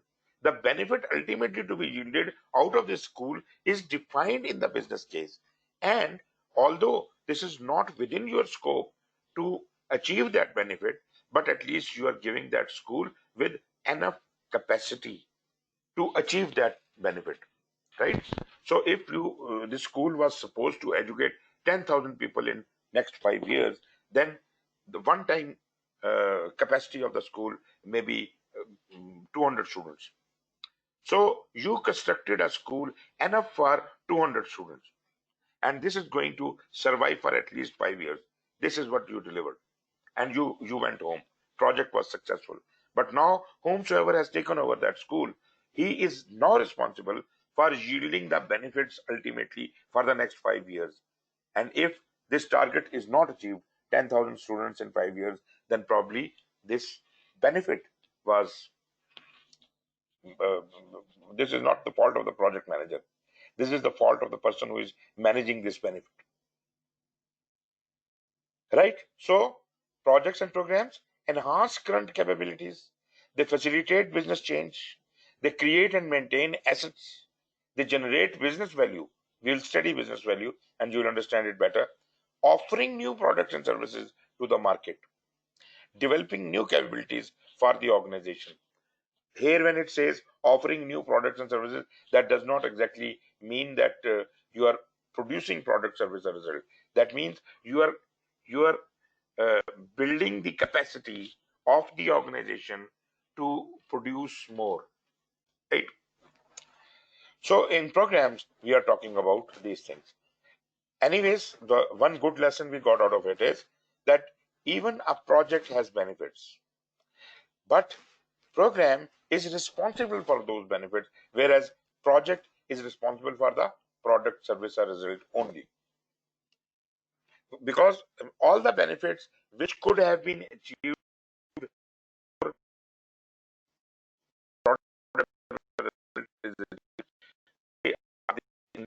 the responsibility of the project manager. All those benefits which are long term and they will be yielded even after the project has handed over, this is not the responsibility of project manager. But for program manager, the benefits are defined. What all are the benefits program manager has to deliver to the organizational strategy, and he has to ensure that all the projects within the program have yielded those benefits, and program has ultimately unified them and groomed them to a level when the overall benefit of the program could be delivered to the organization. So this is what how benefits are delivered. As far as the benefit delivery is concerned, such benefits are delivered to the sponsoring organization as outcomes. Now we study the word outcome. Outcome is not output. That is different. Output is the product, service, or result. Outcome is the immediate benefit coming out of it, right? Okay, when you buy a car, the output is you have a car, but now you have extra mobility to travel. That is the outcome, that is the benefit, right?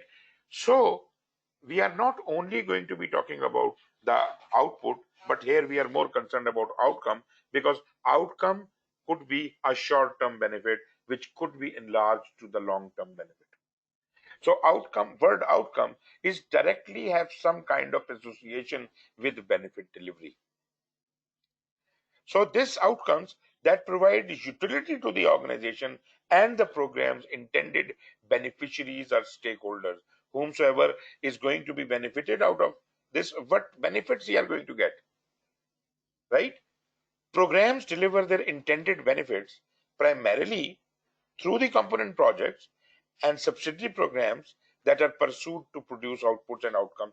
Naturally, when I'm a program manager, I will devise my projects in such a way that major benefits would be delivered by them, but then I would be directing their effort, unifying their benefits into the wholesome thing for delivery. The components of a program are related through their pursuit of complementary goals that each contribute to the delivery of the benefit. So all these projects or components within a program are actually contributing towards the benefit delivery, the ultimate benefit delivery. Component projects are programs that do not advance common and complementary goals, or that do not jointly contribute to the delivery of common benefits, or that are related only by common source of support, technology, and stakeholder, are often better managed as portfolios rather than as programs. If you find that in your program there are certain projects which fulfill any of these three criteria, you expel those projects out of your program. They are not useful for the program. They are extra load, dead load on your program. Such projects should not be there in your program. And what are these? Those who do not advance the common and complementary goals, number one. Number two, do not jointly contribute to the delivery of common benefits. And number three, which are uh, related by a category, right? So just related by a category is no relation at all. That is just a grouping. So therefore, such like projects which fulfill any of these three categories are to be expelled out of the program. They are not good candidates for a program. Program, what are the components of a program? What are the program elements? These are called program components, and these are the projects, subsidiary programs, and other program related activities, which we, in short, we call program activities, right? And we also said other work. So we don't use this other work dialogue here, but we generally call them the program activities. But other work is generally a terminology which is used for programs and portfolios, because the operation within the program or operation within the program management has to be handled by someone. And specifically, I am saying I am not talking about the organizational operations. That is a separate story. I'm just talking about how the running of the programs. That is the operation of the program, the running of the portfolio. So naturally, you need some resources, some people, and some work is to be done there. So for that, this is generally called the other work. But this other work specific to the program, we are calling it program activities. And for portfolio, we may call it portfolio activities. Components are projects. Subsidiary programs are other related activities conducted to support a program. So now you are very, very clear that what is a component and how do they relate with each other. Throughout this standard, the terms component and components are frequently used. In the context of program management, these terms describe one or more of the work elements found within the program, and these work elements are called components. These components take various forms and include individual projects performed as a part of the program, subprograms that are undertaken as parts of a larger program effort, or other work performed by the program manager. Specifically, the term component represents a part of a program that may make reference to a subprogram, an individual project, or other work. The term component is used to reference some or all of the collection of individual efforts found within a program. So everything within a program is a component, and what are the components could be a project, could be a subsidiary program, or in short, you can call it sub-program and program work. As we understand, within a program also, the definition of project remains the same. As per PMBOK guide, project within a program also is a temporary endeavor undertaken to create a unique product, service, or result. Projects are used to generate the output or outcome. Now, you must understand that the project management you have studied in PMBOK, we did not emphasize on the word outcome, but the latest edition of PMBOK does talk a bit about outcome, because even projects have outcomes. Even projects have benefit delivery. Although they may not be in the scope of the project manager, but yes, that is there. So output, whenever we use this word output, you must understand that I am talking about the product, service, or result, the deliverable you call it. And whenever I say outcome, then it is either short or long-term benefit we are talking about. So projects are used to generate the outputs or outcomes required from program perspective, required by program within defined constraints, such as budget, time, specification, scope, and quality.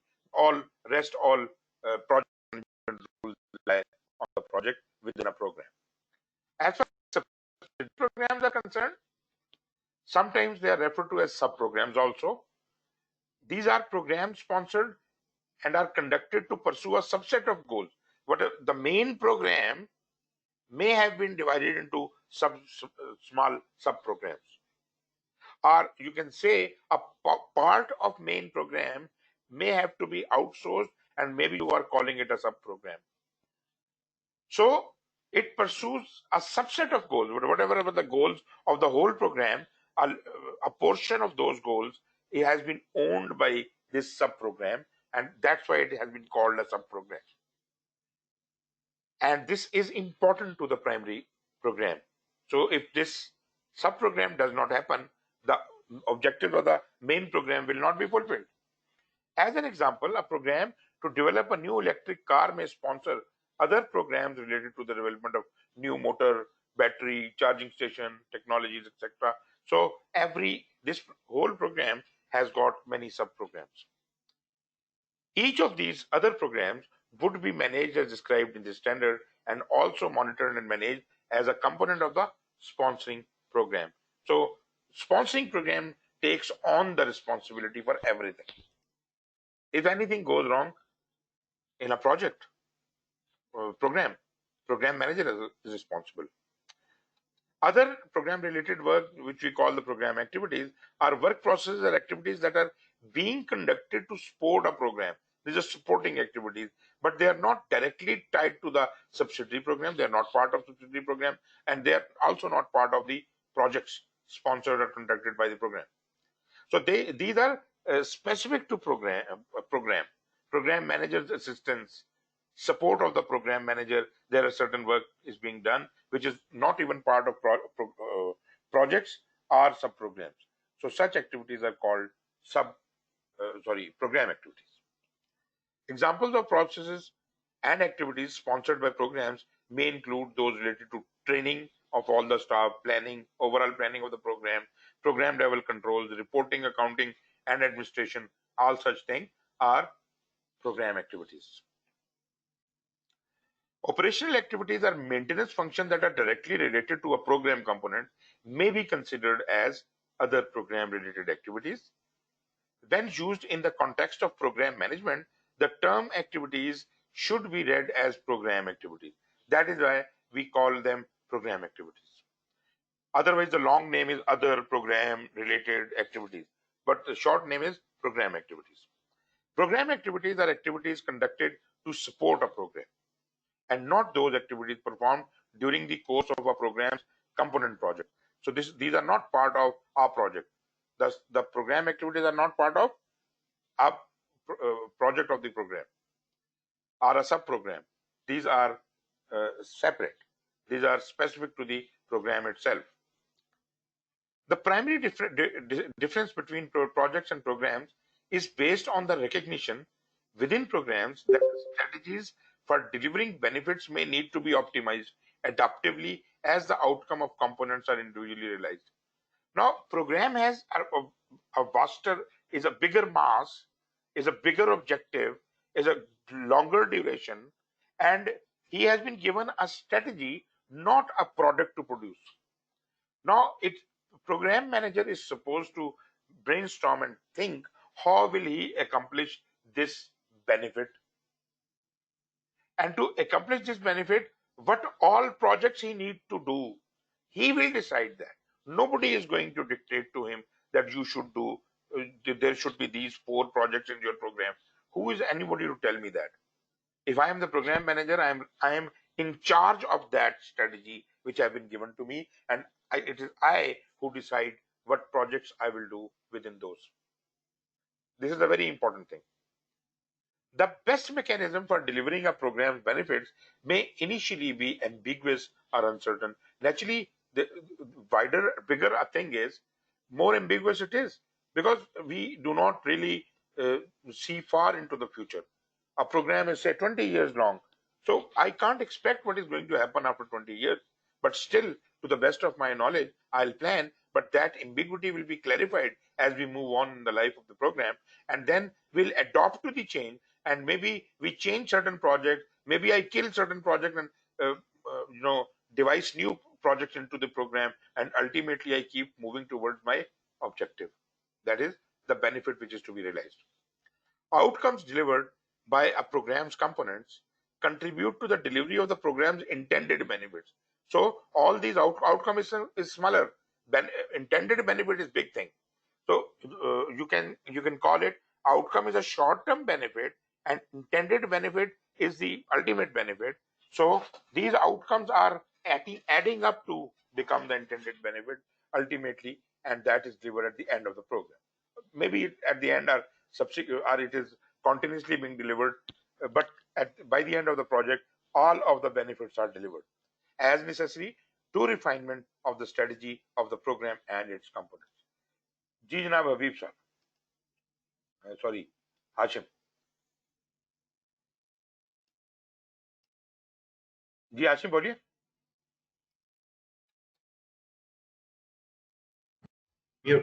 Okay. A program manager has the authority to kill or terminate projects if they are not contributing to the benefit. Yes. But what about sub-programs? We said that the sub-program is a critical part of a program. Definitely. So if anything happens to the sub-program, it will impact your overall program. But if anything happens to the project, then it may or may not impact your program. Look at, no. It's not that. It's not that. You see, who is in charge of the program? Program manager? Program manager. Who devised the sub-programs, projects, and the program activity? Who thought about them? Program manager. Program manager. He can change anything. During the course of the project, objectives can change. He may say that this sub-program must have to be eliminated and a new, wider perspective is created now, and a new sub-program I'm creating, or I am subdividing this sub-program into two sub-programs. He can do that. So similar to WBS breakdown, can we say that a sub-program will have number of projects under that, right? Or is okay. So anything having multiple projects inside will be either a program or a sub-program, but a project is a project. You cannot have multiple projects. What I am trying to say is that program manager is in charge. He is in charge of the strategy given to him.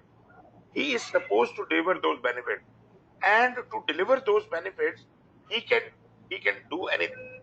He can design and redesign over the life of the program.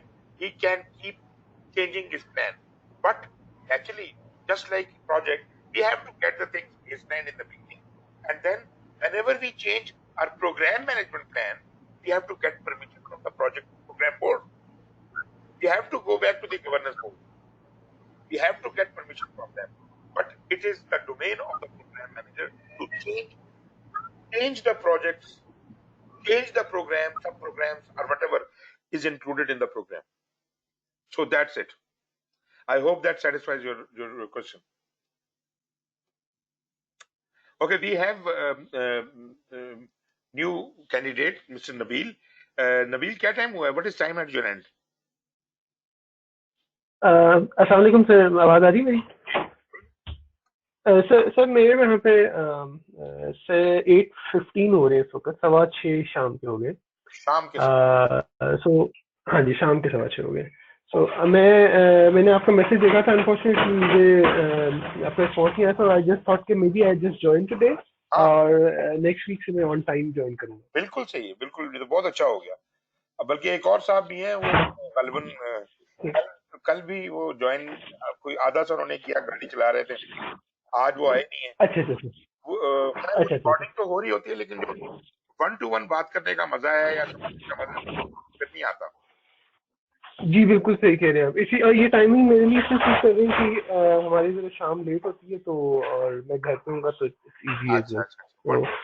I really look forward to attend this session. और मैंने आपके वो बाकी message पढ़ लिए, मैं उसके ऊपर इंशाल्लाह नेक्स्ट वीक के अंदर ना सारे एक्शन ले लूंगा. वंडरफुल जी, wonderful. Thank you very much. जी सर. और जी बोलिए. हाँ, मेरा टारगेट ये है कि मैं नेक्स्ट मंथ के अंदर मैं इसका एग्जाम दे दूँ. सो I really look forward for learning experience with everyone. I think आपके पास बहुत senior resources का pool है. जल्दी नहीं करनी है आपने, जल्दी नहीं करनी. अच्छा sir. Don't take it lightly like a project management. This is something really very serious business. ऐसे ही जाके फेल हो ठीक जाएंगे. है सर. फेल नहीं होना, पास होना. जी बिल्कुल यही टारगेट है यहाँ पर इंशाल्लाह. थोड़ा हौसला करें, अच्छी तरह तैयारी करें. टिल द टाइम यू ठीक है आर इंटरनली सेटिस्फाइड कि नहीं जी अब तो मैं कर लूंगा, सर. उससे पहले ठीक है. एग्जाम नहीं देना आप. ठीक है सर इंशाल्लाह. Thank Yes, Shaul Hamid, any point from your side?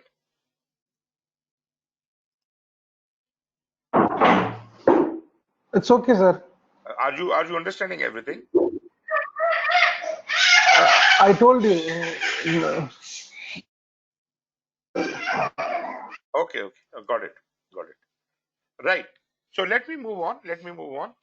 Um, I was talking about the primary difference between projects and programs, and I did explain that projects have outputs, whereas programs have outcomes. Rather, I would say this is not really a very good statement I just made. Projects also have outputs and outcomes, but output and outcome, uh, it is more focused towards the output and a little bit on the outcome, whereas program is focused on the benefit, that is a long-term outcome, long-term benefit. The best mechanism for delivering a program's benefits may initially be ambiguous and uncertain. We did talk about outcome delivered by program components contribute to the delivery of the program's intended benefits. This also we covered. So primary difference is clear. Now let us talk about the primary value. Okay, let's see. The primary value of managing an initiative as a program is based on the acknowledgement of the program manager's readiness to adopt strategies to optimize the delivery of benefits to an organization.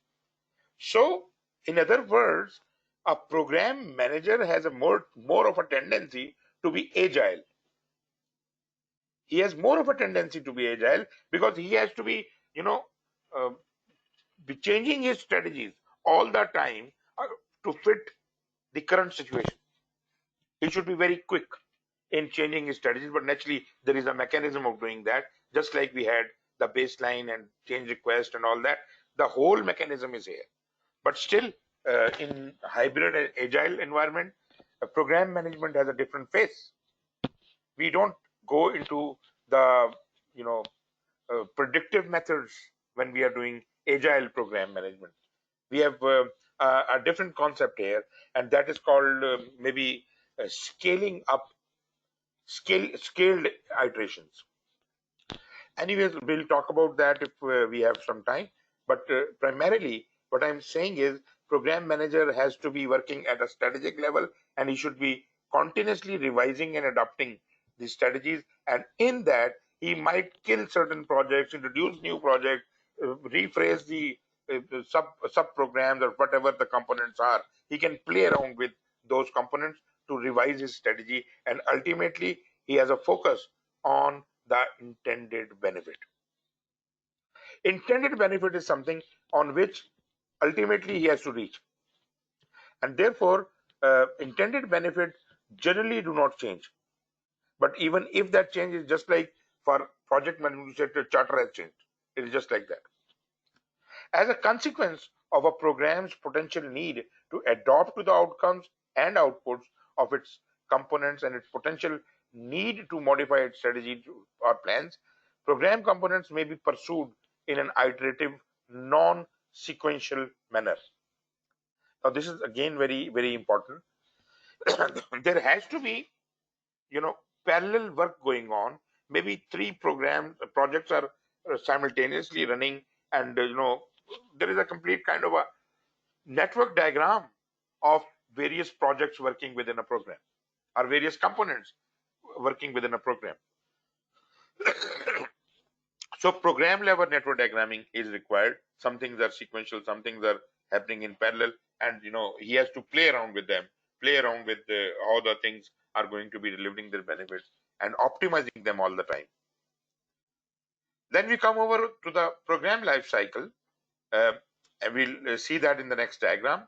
It illustrates the non-sequential nature of a program's delivery phase.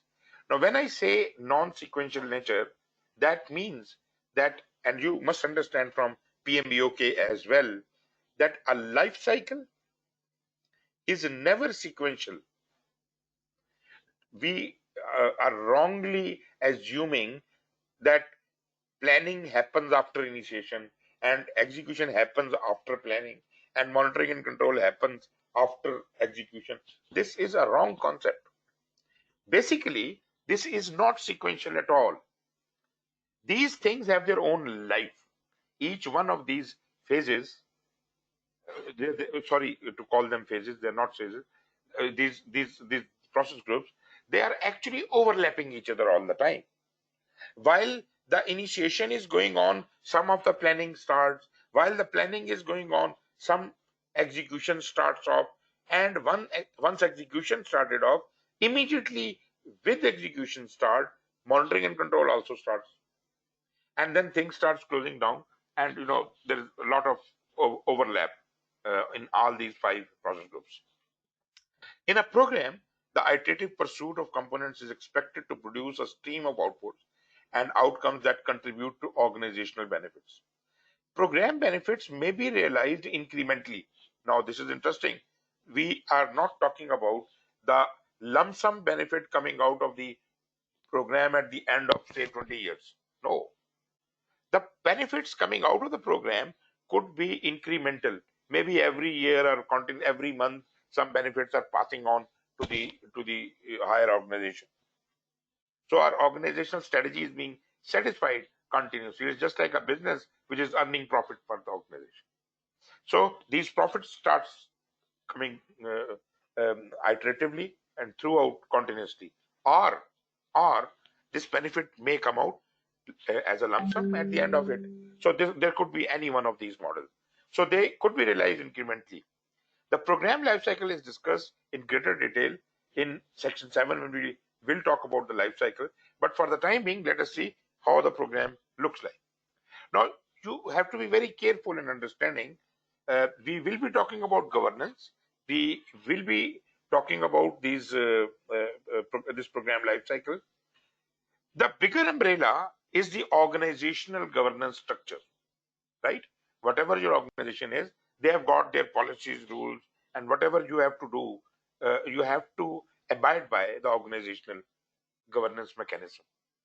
Now, under the organizational governance, the PMO or whomsoever is sitting in authority may devise a program governance mechanism. Program governance mechanism will fully abide by the organizational governance umbrella, but at the same time, there would be specific policies and procedures only for program management. So this program governance would be a major guideline for creating the program management plan. But you see, there is a difference between a program management system and program governance. Program governance is mandatory on every program to be adopted. These are the policies. These are the laws, regulations imposed on you by the organization or the program infrastructure. As far as the program management system is concerned, that is the options you have got. You can use this tool or that tool. All the tools are earmarked there, and you may use any one of them. So this may be in your program management system. Now, while creating the program management plan, I would abide by the program governance and look at the program management system and choose the options suitable to my program. That's how a program management plan is created. And the same philosophy is true for project management. We have got organizational governance, portfolio governance, program governance, project governance. And under that, we have project management system, and looking at the project governance and project management system, a project management plan is created. So basically, I would say that it is necessary to have a program governance and program management system in the organization to create a program management plan. Okay, let's see the program lifecycle. Now, program lifecycle is not initiation, planning, execution. No, not at all. Program lifecycle is, look at it. First of all, program definition, then program delivery, and then program closure. So this is basically the flow which is otherwise in sequence. But what is happening in program definition? First, you formulate the program, you initiate the program, then you plan. So these two things, program formulation and program planning, happens in program definition, while in program delivery, you have the components authorized and planned. Oh, in program planning, I am creating the overall plan, how the things will happen. It would contain the program mandate will be given and program, roadmaps will be created, that kind of thing. But in program delivery, this is the time when a specific project or a component is to start, and we have to issue a charter to that component authorization. And then those components will be planned naturally by the project manager, not by you, but component authorization planning will happen in program delivery. Then component oversight and integration, now in a dual role. Program manager would like to monitor the KPIs to see if the components, projects or component, whatever components are, they are working all right. And project manager will anyways be responsible to see it for in-depth, micro level details. But program manager is not supposed to micromanage the project. He's supposed to look at KPIs, and there is something apparently wrong going on, then he can check on it. But he should not be looking over the shoulder of the project manager all the time. Then we have component transition and closure. When a project or a component is complete, then how the output of that or the outcome of that project is transitioned from project to the program or to the customer, and how it is closed. Then all the outputs coming out of it then go into the benefit realization. Now, benefit realization is a different ball game. We'll talk about the benefit management, that is a different cycle, but all the benefits are being yielded. The incremental delivery of the benefits start from program delivery. But benefit delivery cycle is different. This is not the program life cycle. Program life cycle is program definition, program delivery, and program closure. So benefits will keep yielding and they will be sustained, consolidated, sustained, all that. On the other hand, as the things are being closed, program closure will keep working continuously while the projects are being closed. So the closure of the overall program is the responsibility of program closure, while the projects being closed are happening in program delivery, in component transition and closure. This is the closure of the projects. But the closure of the overall program happens separately, right? And while the program closure is happening, benefits are being delivered. Benefits started delivering much earlier. When the program was delivering, the benefits started delivering. No, right in the middle of somewhere between program delivery, benefit starts coming out, and these benefits are being yielded. Even the program is closed, program closure has happened, benefits are still delivering. That means the benefits have to be transitioned to the customer or to the beneficiary organization, and they will sustain. You as a program manager will have to provide a sustainment plan, how the program benefits will be sustained after it is handed over to the beneficiary organization. So how would they maintain it? Then it is no more your responsibility, but at least give them a guideline how these benefits will be managed in future. Because whatever benefits you were supposed to achieve, you have achieved that much. Your program needs are over, your program is being closed, but these benefits will continue to be yielded. So the sustenance, for the sustenance of these benefits, you will give a sustenance plan to whom you have transitioned. I hope this diagram might have been clear. One example of a program that delivers benefit incrementally is an organization-wide process improvement program, right? Such a program might be envisioned to pursue number one, component projects and subsidiary programs. Component project, what they are doing to standardize and consolidate specific processes. For example, one project is looking at the financial control process, another is looking at the inventory management process, another is looking at the hiring process, another looking at the performance appraisal. So all of these projects are actually working on the improvement, continuous improvement from various different aspects. Now, those various different aspects would be accomplished as and when these projects deliver. And once they deliver, then the benefits start coming because the continuous improvement starts. On the subsidiary program level, to ensure that the benefits of consolidation are fully being realized, that is a bigger target. To ensure adoption of the improved process or to measure employee satisfaction and performance with the new process, this could be a subsidiary program goal or a sub-program goal. So I hope this will give you a little bit of picture how a program looks like. Remember, and please be very open about it, program is not a project. Stop looking at programs from the perspective of a project. It is not a project, it's a completely different ball game. Each of these components may deliver incremental benefits as they are completed, right? Each of these components, that means I'm not only talking about the projects within the program, but the sub-programs also. So every component, maybe, you know, some juice is coming out of it continuously. That could be an incremental benefit. So, and you know, the timing of completion of a component, they are also staggered. So even if a component is yielding the benefit at the very end of the component, when the component that finishes, then even then, uh, for program perspective, this is an incremental benefit. Project 1 yielded benefit, project 2 yielded benefit after 1 month, project 3 yielded benefit after another 2 months, and so on and so forth. So incremental benefits are coming. Outcome of the components might trigger the initiation of new projects, right? To further improve the process satisfaction and performance.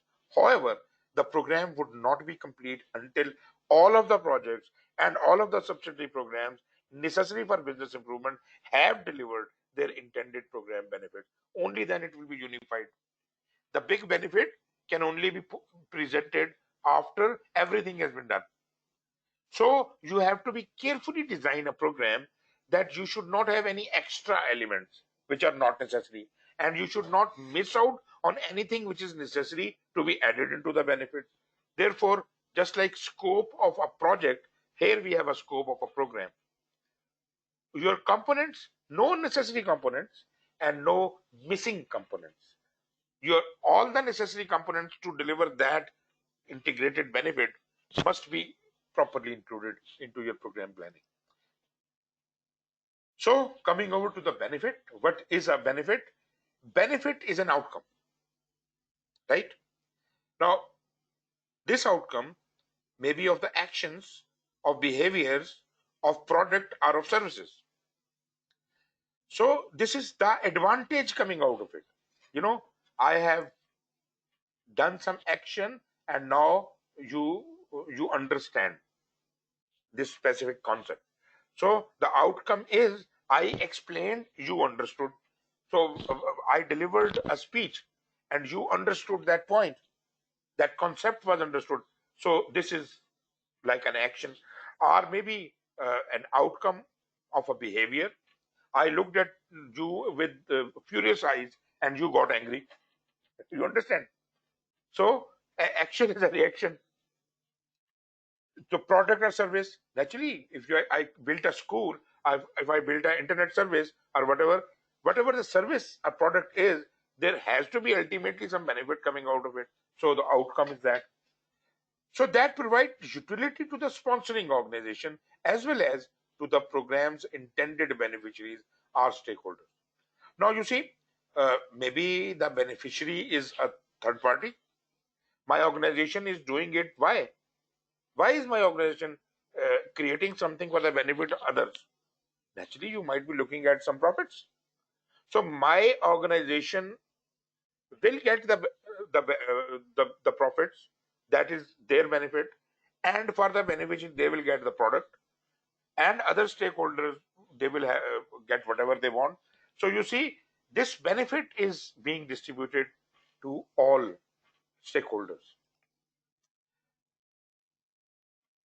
Programs provide organizations with the ability to deliver benefits. So we now understand program is all about delivering the benefits. We understand that.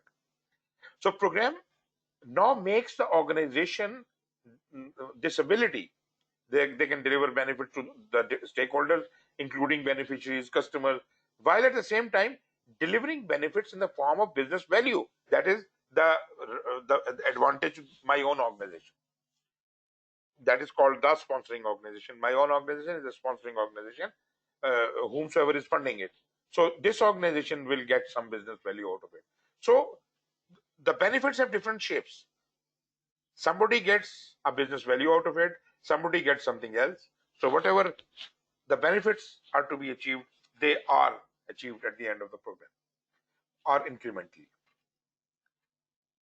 Programs are a means of executing corporate strategy. Why are we, doing all these programs and all that? Basically, this is part of a bigger plan, a bigger strategy. So that bigger strategy is the organizational strategy, and my program is just fulfilling one part or one strategy out of many. So one strategy has been given to you, and you have been made in charge of that, and now you have to fulfill that strategy and get the benefits out of it. So means a program is not given a deliverable to deliver. That is not the discipline of program manager, to be looking at the product, service, and result. He has been given a strategy. He has to design his components accordingly as if the requisite benefits can be achieved. So programs are a mean of executing corporate strategies, achieving business or organizational goals and objectives. Program benefits may be realized incrementally, slowly throughout the period of the program life cycle, or they may be realized all at once at the end of the program. So either one could be true, case to case basis. For example, a drug development program can be viewed as a program with unified benefits delivery, where the individual components of the program would not be expected to deliver the benefit until the entire drug development program is successfully completed. You see, say for COVID-19, they are producing medicines. There are many projects going on, and many projects have been successful in whatever they're doing, but the medicine is not there until and unless the program achieves its intended benefit. Only then the medicine is going to be there. So this is an example of non-incremental. So program is successfully completed, the product is approved for sale, patients are treated with it, and the organization realizes benefits from its sale. This only happens at the end of the cycle. On the other hand, incremental benefit delivery could be an organization-wide process improvement program, which I gave the example earlier, with multiple projects within it. Project 1 could be a business modernization program, may include a project to standardize and consolidate financial management across multiple sites. Project 2 may be a project to improve personnel hiring and performance appraisal. Project 3 could be a project to streamline logistical services. All of these three projects are independently working on their target and achieve their product, service, or result, and those will ultimately create different benefits, which when unified will meet the program benefit realization goals and ultimately the organizational strategy. So this is what an incremental benefit would look like. Each project can be on a different schedule. Projects have their own schedule and deliver incremental benefits. Now even a project can have incremental benefit, but the question is, projects are finishing at different dates. Even if the project is not delivering incremental, even then one project is finishing on January, end of January, the second project is end of March, the third project is end of July. So as and when these benefits are coming out, these are from the program perspective incremental in nature. But the modernization effort is not complete until the program has completed all of the project necessary for the business improvement. So ultimate benefit is achieved when all is delivered. By contrast, programs may deliver planned benefits all at once as a unified whole. Okay. In this case, the value of the program is not realized until this we are talking about all at once. The value of the program is not realized until the delivery of the program benefit occurs at the transition and completion of the program. For example, a country's space program can be viewed as an example of the unified benefit delivery where the individual components of the program do not begin delivering benefits until the program is operational. See, when there are certain things which can only happen if a trigger is achieved. So until and unless you can trigger it, you cannot show that the benefit has been achieved. So this is an all at once example. Okay. How are projects linked to a program? Now, the interrelationship is in question. The interrelated projects, how are they interlinked? Projects in a program may be interlinked as they share a common attribute, right? Okay, what could be those attributes? Like, common clients, common client customers, common sellers, common technology, common resources. Is it appropriate to be included into the project, into the program? If all the projects for a specific client, can they be grouped into a program?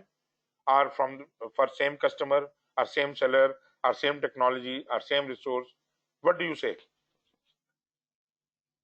Ji Hashim.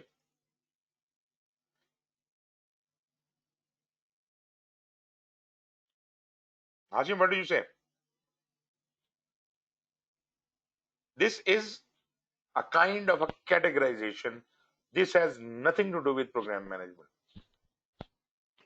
All the projects for the same client may not be interrelated, may not be interacting with each other, may not be dependent on each other.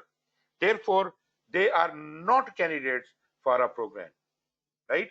Multiple projects may be linked in a program through interdependencies. That is more important, not the same categorization. The categorization shown in the first sentence does not make them a program. This may be making them a portfolio or a sub portfolio, but not a program. So here, to be a candidate for a program, these multiple projects first of all may have the interdependencies. They may share the resources. The resources have to be managed across these projects. Actually, program manager would be responsible for that. The overall risk management of all the programs, all the projects would be centrally controlled by the program. And change in organizational direction that impacts the multiple projects in a similar way. So again, program is in charge for any change in the organizational direction. Single escalation point for issues, scope changes. The boss is the program. The decisions which could not have been taken by the project manager would be escalated to the program manager. So this is kind of a focus thing. So the first sentence was not a fit case for program, but multiple projects could be linked together in these various ways. Now just look at the program benefit management. Now you see the program benefit has its own kind of a life cycle. And this is very different from what was the program life cycle. Now, what was the program life cycle? If you look back, I'll go back to that slide. Yeah, this one. Program definition, program delivery, program closure. Right? As far as the benefits are concerned, what do we have? Program definition, program benefits delivery, and then program closure. Now, basically the program benefit delivery is happening here. And the benefits are of two types. The benefits coming from the programs, projects and other work, and there could be some discrete benefits. Okay, Let us see when this delivery does happen. All of this portion, I know you are slightly being confused here. Let me explain that. The program definition has not started here. The program definition has started much earlier when the program definition, the charter was being made and all that. So it is not up to the scale of the previous diagram.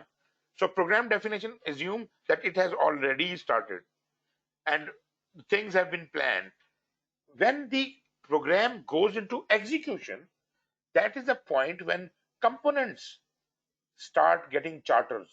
These different components, these white bars, these white bars are actually the components, are the projects, are sub-programs. For example, the top one is a sub-program. This starts at this point and finishes at this point. I don't know, you can see my marker. Program starts at this point, finishes at this point. And then the first benefit starts coming at this point. Now, who is responsible for benefit delivery of this component? Component has finished. So program activities are actually handling the benefits. Then there is another component. This is a project from here to here, and it starts yielding benefits after this time. Who is making it? This is being handled by the program activity. Now the interesting part is the component, the sub-program one and this first project jointly result in some benefit, and this benefit is also being handled and managed by the program activities. Component 3, which is the other work, this is handling 3 other benefits, and you see all these benefits are being yielded at different times, and the delivery of those benefits is also staggered. So earliest a benefit delivery can be made at probably this point. This is the first benefit delivery, then second benefit delivery, third benefit delivery. So basically these benefits are incrementally being delivered from this point onwards. But if at all there was a need of all at once, then probably all these benefits have to be consolidated during the program closure, and the consolidated benefit would be delivered. Right. This is the period of transition. When the program is closed, the consolidation has been done, the transition activities will happen. So there has to be a transition plan of transferring the benefits to the user organization. And not only that, but you should also be providing the sustainment plan. Benefit sustainment plan will also be provided to them, where transition may be necessary to provide them the training and immediate usage of the benefits, but long-term benefit, for long-term benefit, they have to be provided the benefit sustainment plan. So this is also to be created during this period. So you see there is a slightly difference between the program lifecycle and the program benefit management. Program benefit management is a separate subject. Program lifecycle is a separate subject. Program governance is a separate subject. So we are actually talking about all of these terms in this first chapter. So later on, we will discuss each one of these things separately. Okay, what do we have? Okay, I think I would not like to move on to the next part. Let us call it a day now. Ji Nabil. So you were sharing that the program may never end. So in that particular case, this transition to the sustainability will never happen. For example, the space programs. Is this correct understanding? Correct. I never said that. I never said that. Okay, maybe then I have misunderstood this point. Program may have a very long life, but programs also end someday, right? Okay. As far as the space program is concerned, NASA started off as a program, but when Yes. the scope of that NASA was always increasing, it decided to convert it into an organization. They made NASA as an organization, and right now, under NASA, we have got many programs and projects running. But programs have their life, maybe very long life. Maybe a program has 30 years life, 80 years life, 200 years life, but a program is still not perfect.